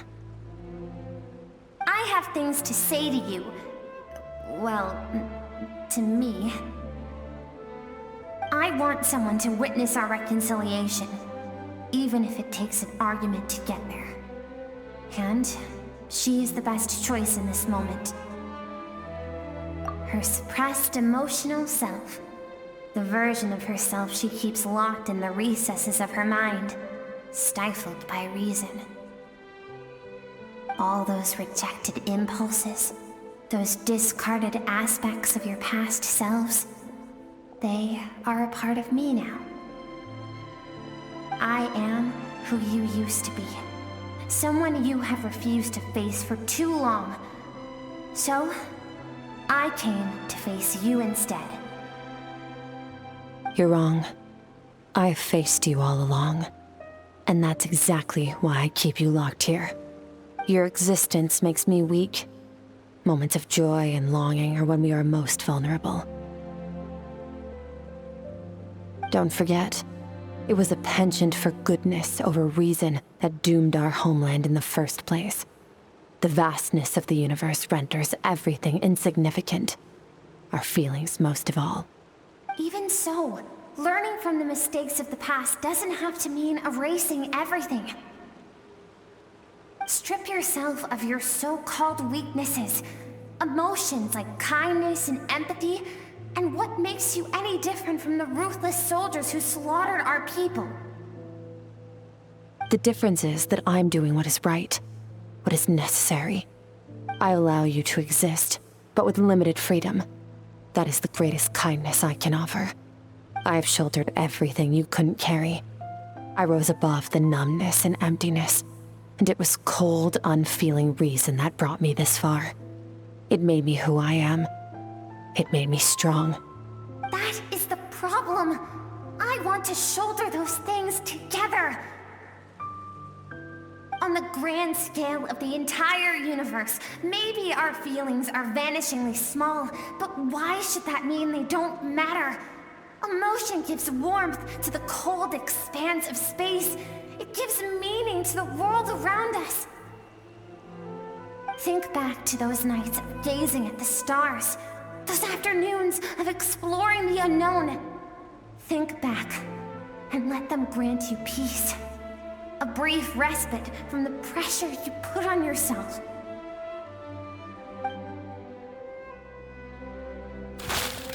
That isn't what we need. Exactly what we need!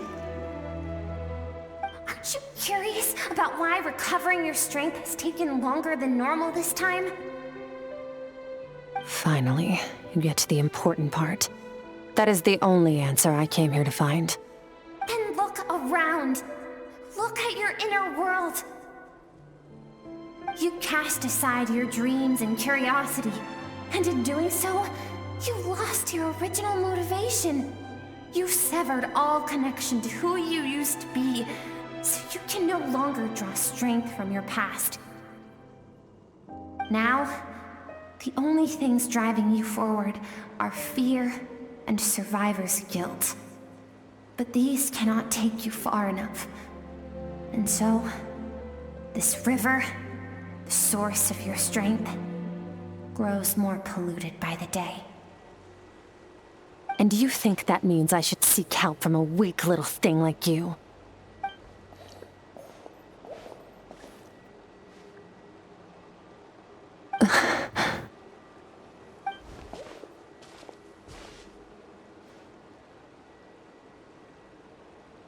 Thank you for saying that. I knew bringing you here would be the right choice. To be honest, I'm not here to argue with you. This isn't about who's right or wrong. And in fact, I agree that in order to make it through the wake of that tragedy, we had to distance ourselves from the pain through reason over emotion. But what is right at one point in time isn't always right forever. I know you will never forget that fire. I know the fact that you were the sole survivor fills you with guilt. And I know that among the voices that haunt you, mine is there too. Because deep down, you know that you didn't turn out to be the person you wanted to be. All those unfulfilled hopes are like knives to the heart. And I don't want you to hurt anymore. So even if you can't accept me, I hope, at least, that you can let go. I keep thinking, maybe it would be better if I had died. I wouldn't be haunted by that fire all the time. I wouldn't have to go on like this.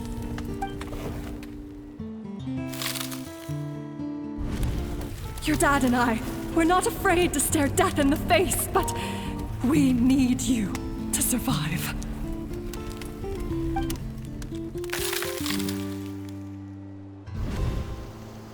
I'm sick of being a kid. There's so many amazing things out there, and I'm ready to see them all.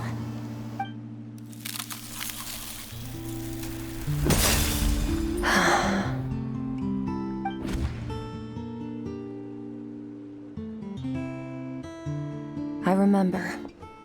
There was a song Mom and Dad always sang when we went out to fetch water. Dancing water. The sand along your path is begging for your song and movement. Will you carry this burden with you on your journey? I am not the dancing water, and you are not the burdensome sand. But if this is your wish, then I will carry you with me until the end. Thank you. I should be thanking you.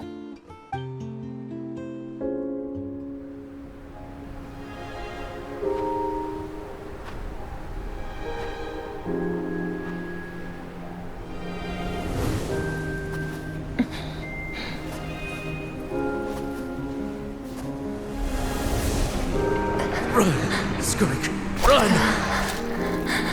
Remember, leave no one alive! Heed my words, Skirk. Let fear take root in your soul. Did you survive? Why was it only you? Skirk, did you become a positive light in this world?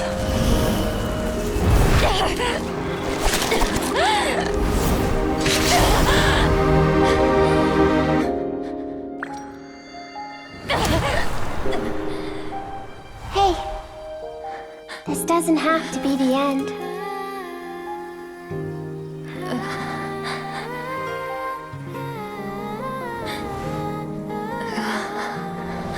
Life is a gift. Don't let darkness claim it.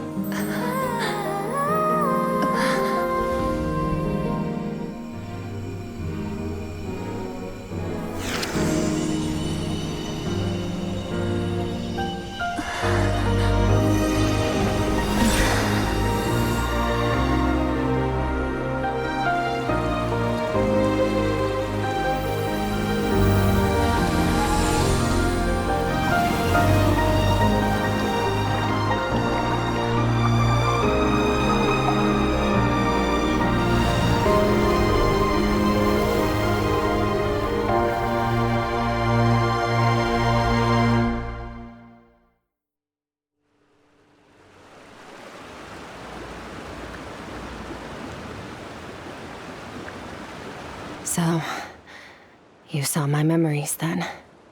I once asked my master if survival of the strongest was the law of the universe. He said no. But in a world without order, Those with no moral boundaries tend to be the ones who survive.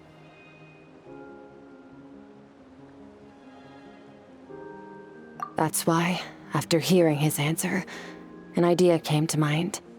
An idea that, one day, I would create a new world order.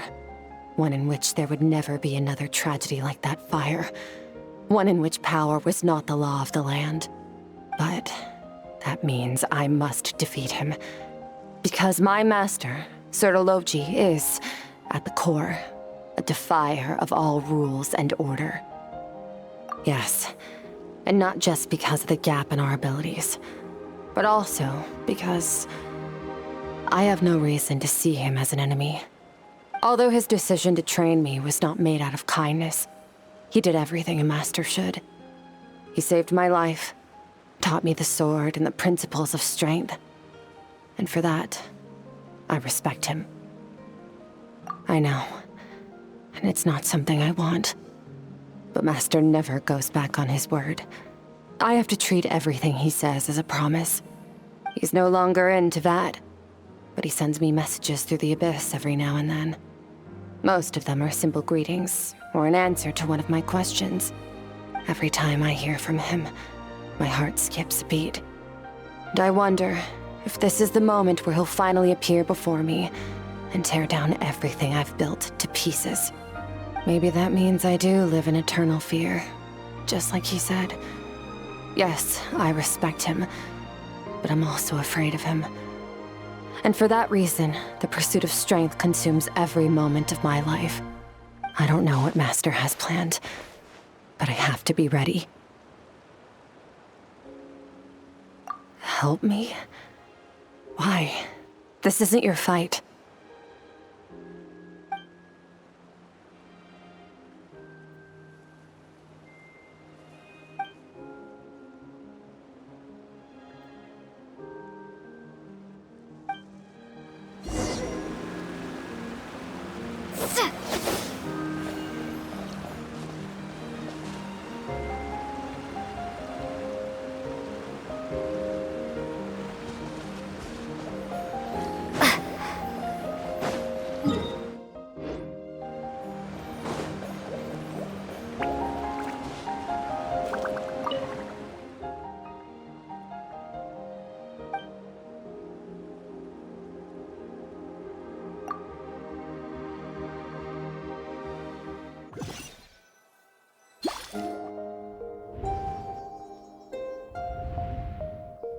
Oh, you're finally awake!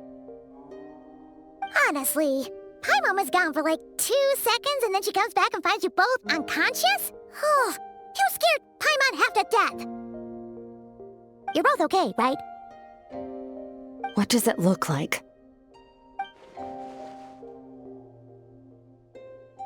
Only water from the source can cleanse the rot and filth that flows from the past into the future. I taught you to incorporate the experiences from your journey into how you fight. I suppose what happened today will become an inseparable part of who I am. Okay, so Paimon feels like she's missing some important context. But whatever. Paimon brought back tons of delicious snacks! Let's dig in!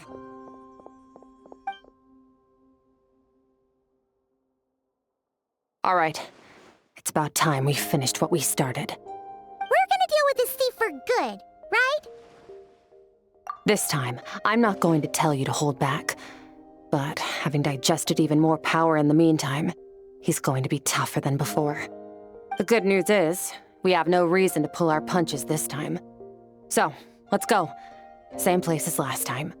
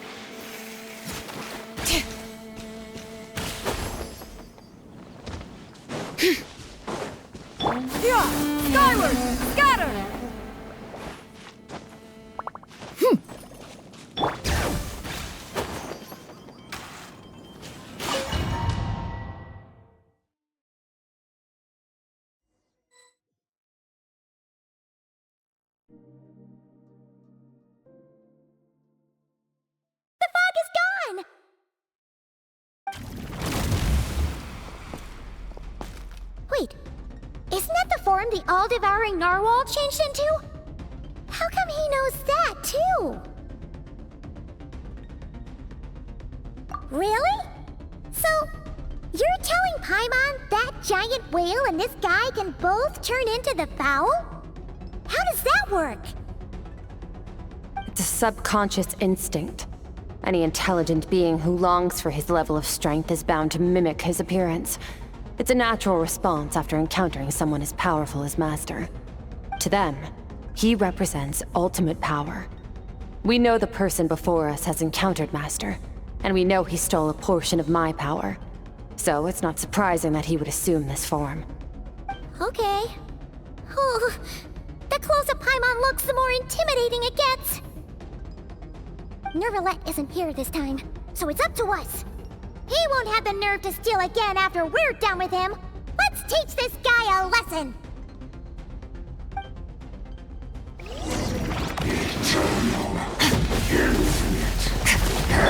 Wipe out! Into the void! Surge!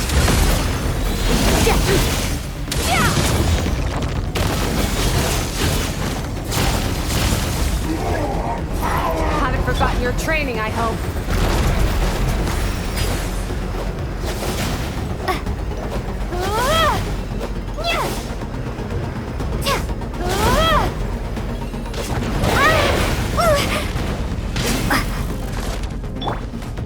Extinguished!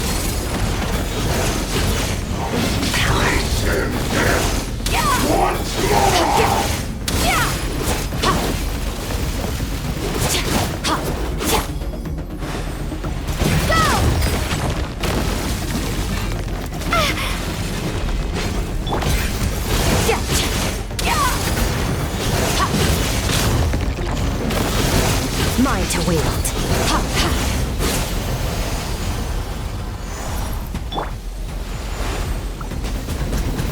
Water jet!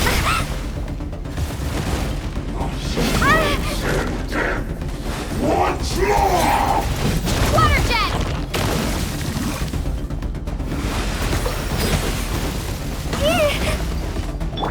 Annihilate.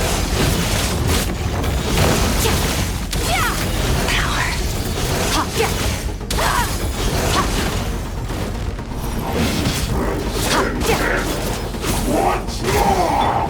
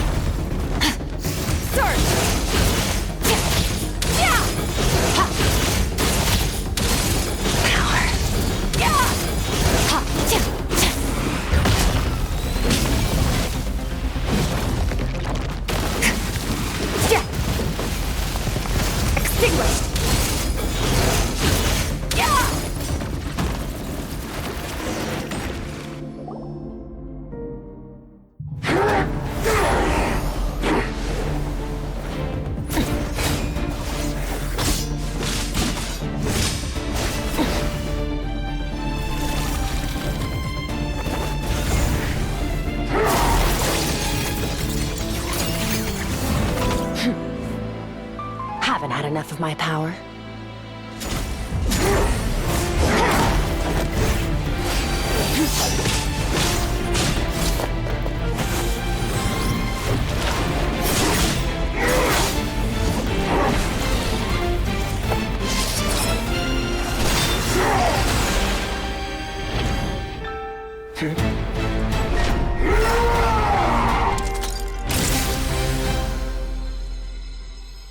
Well then, let's see how much more of this power you can handle.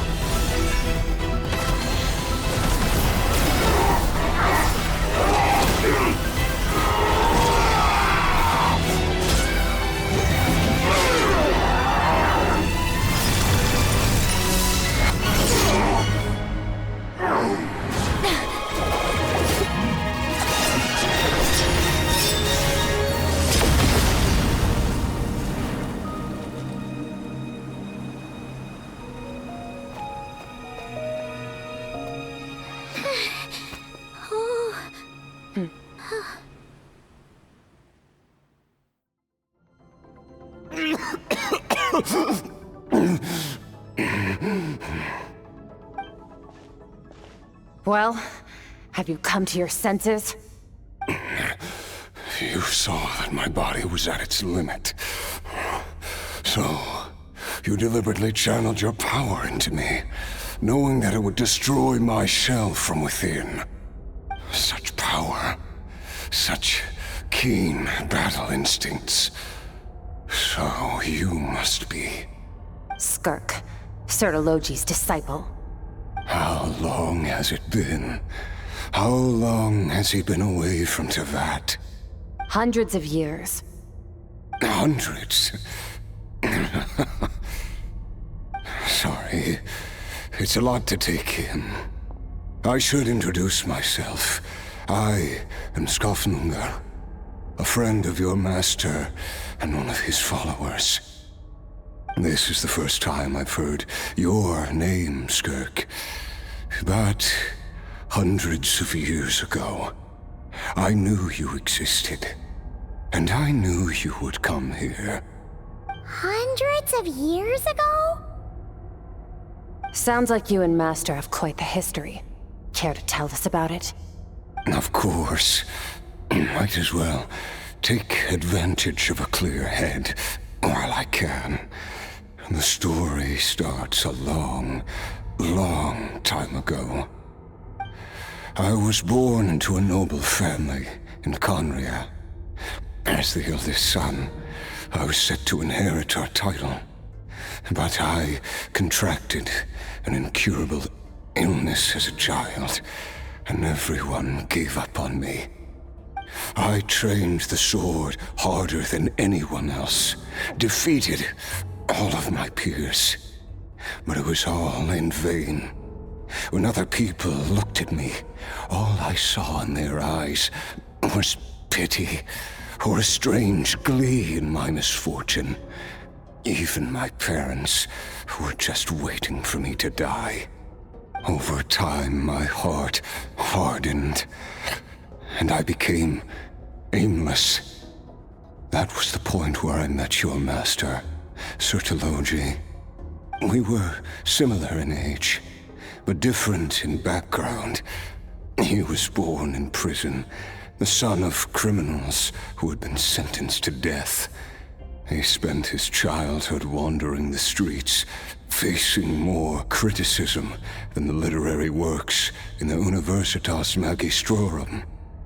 Yet, he always wore a smile on his face, as if kindness and malice were one and the same, and he could not see the difference. I still remember what he said to me when we first met. You need to fight to survive. Even if it's a losing battle, it should light a fire under you. How can you sit back like this and go down without a fight? That does sound like something he would say. He was the first to acknowledge that I was worth something, and he inspired me to keep going. When we sparred together, it was the first time I'd actually felt the thrill of combat. When I was 10, he stole forbidden research materials and managed to cure my illness. It was like there was nothing in this world he couldn't accomplish. When it came to the human form, he was always intent on pushing the boundaries of possibility.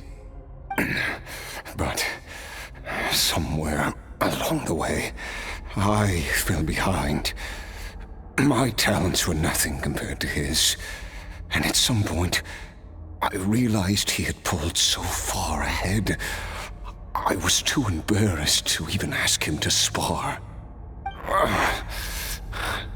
After his grand endeavor was successful, he sought me out and said to me, "This planet no longer holds anything of interest to me, so I'm leaving. But first, I have an offer. I can use a power I have just refined to break the curse of immortality for you." Your death was once what we worked so hard to prevent. But the immortality you now face is a different kind of pain altogether. I'll pass. Immortality doesn't sound so bad to me. Since I can't die, it means I have an infinite amount of time to get stronger. Maybe I'll finally catch up to you one day, and we can spar like we used to. Are you sure? I cannot say when I will return. Your body, or rather, your soul, might not be able to withstand this curse. All I can do is try. After all, a wise man once told me, people need to fight for their own survival. Wise indeed.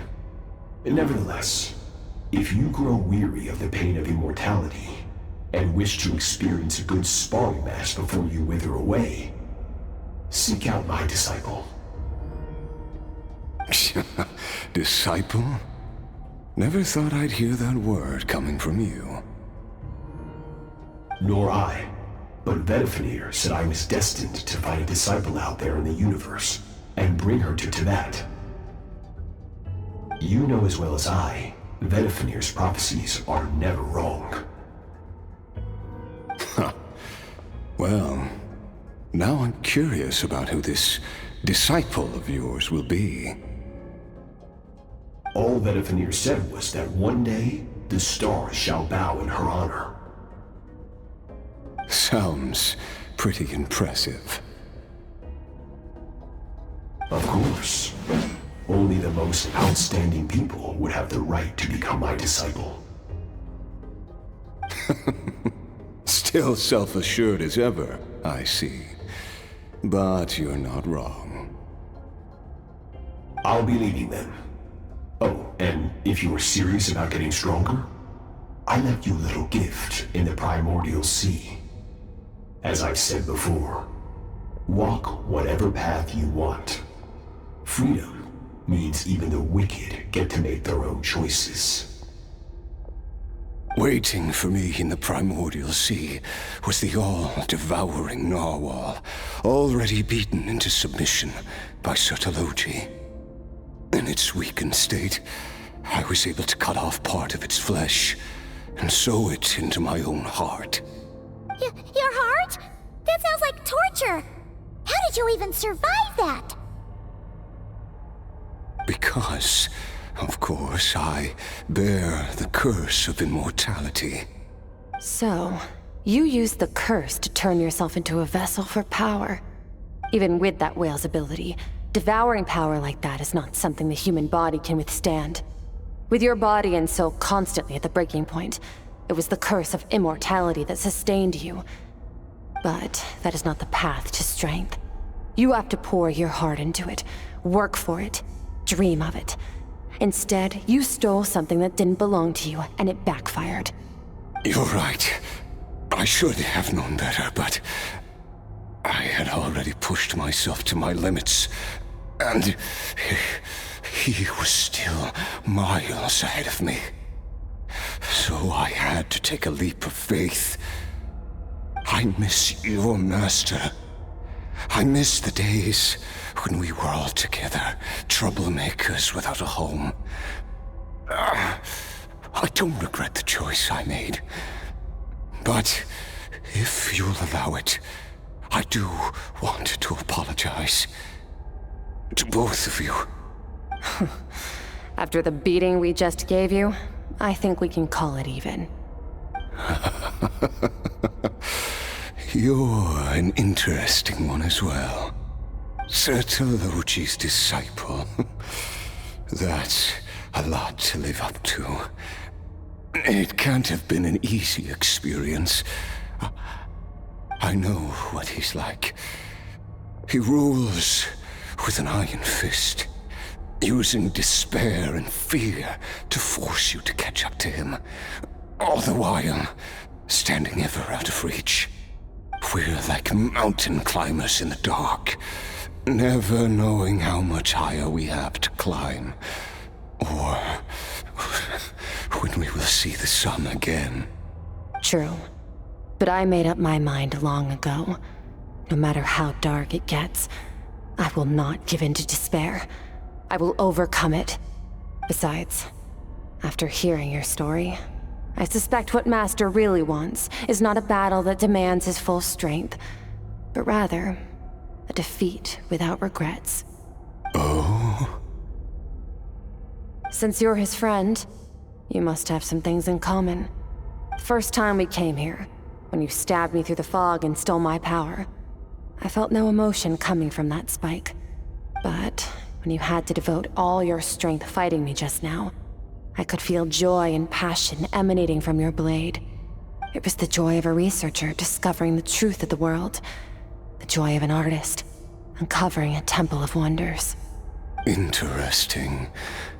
I'm certain I didn't express those emotions outright. Yet you were able to read them from my blade, like a glimpse into my inner world. You're right.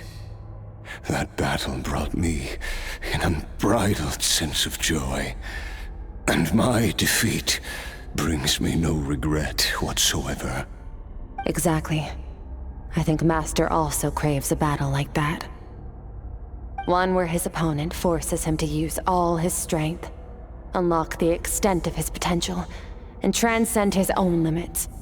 A battle to end all battles. After which, all can come to an end, including, perhaps, his life. For that very reason, good and evil are meaningless to him.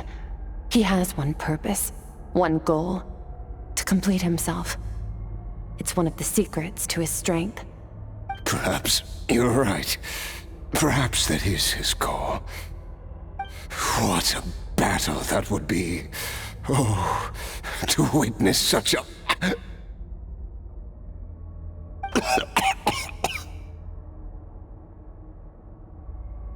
Are you okay? Too many different kinds of power are surging through my body. The curse of immortality allows it all to coexist, but it does not remove the pain. I won't be able to hold on to my sanity for much longer. What a shame. I would have loved to witness that battle. Sertologi once offered to free me from this curse. Now, I must ask that of you, Skirk. Can you release me from the pain? I can, but not through death, if that's what you were hoping for. It's not a suitable punishment for your crime. As an alternative, I can take your consciousness, along with all the power you've consumed, and smash it to pieces. The impurities will dissipate, and under the curse of immortality, your mind and body will regenerate. When that process is complete, you will be back to who you were before, no longer tortured by powers you can't control. But it will be a time-consuming and painful process. The decision is yours to make. I accept. And who knows? Perhaps I'll wake up in time to witness your great battle with Sertologi. I have faith that you'll be able to stand against him one day. Though I know it'll be a long and arduous road. If we are climbers in the dark, it appears the dawn has finally broken for me. But your ascent continues. At least, it looks like you are not alone on your journey. I will reach the top of this mountain, no matter what it takes. And you, Skofnunger, will be my witness at the end of all things. That's finally over. Let's get out of here. At least we don't have to make a mad dash for the exit like last time.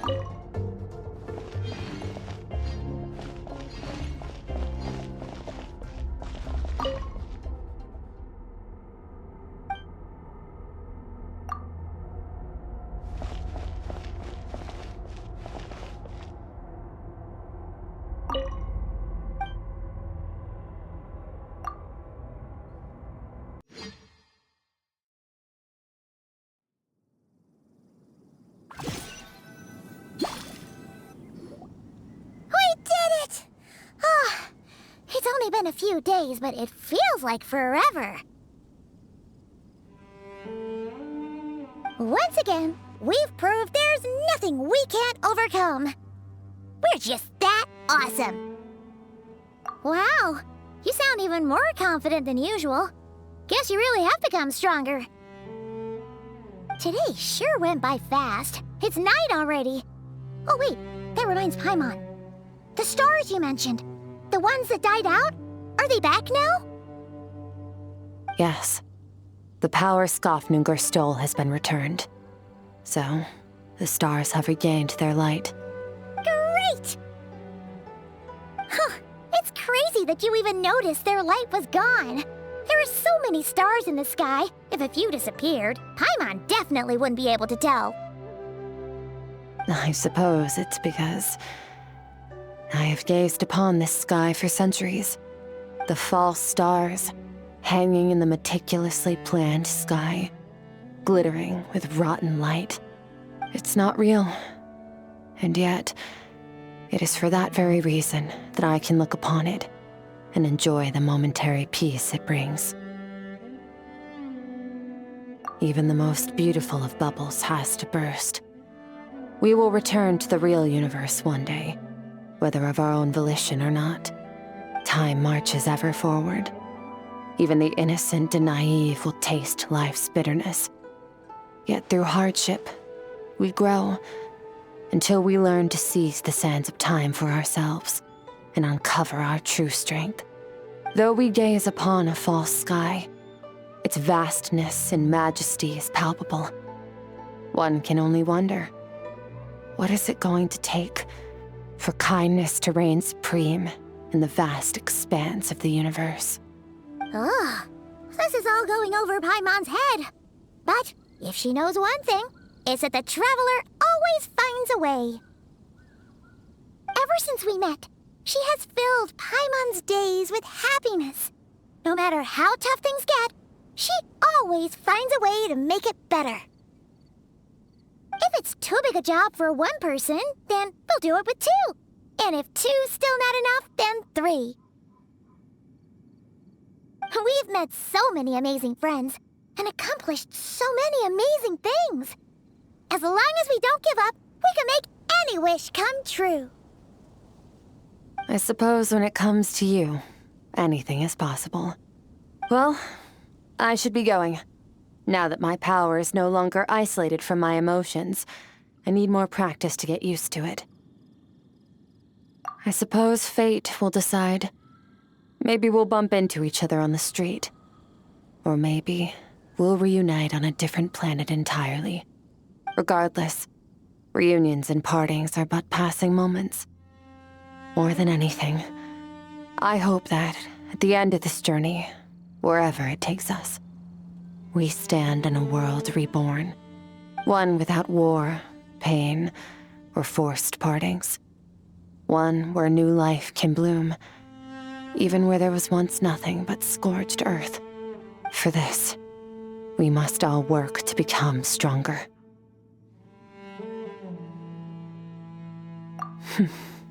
If that's what you want to call me, I won't object. Goodbye. Bye!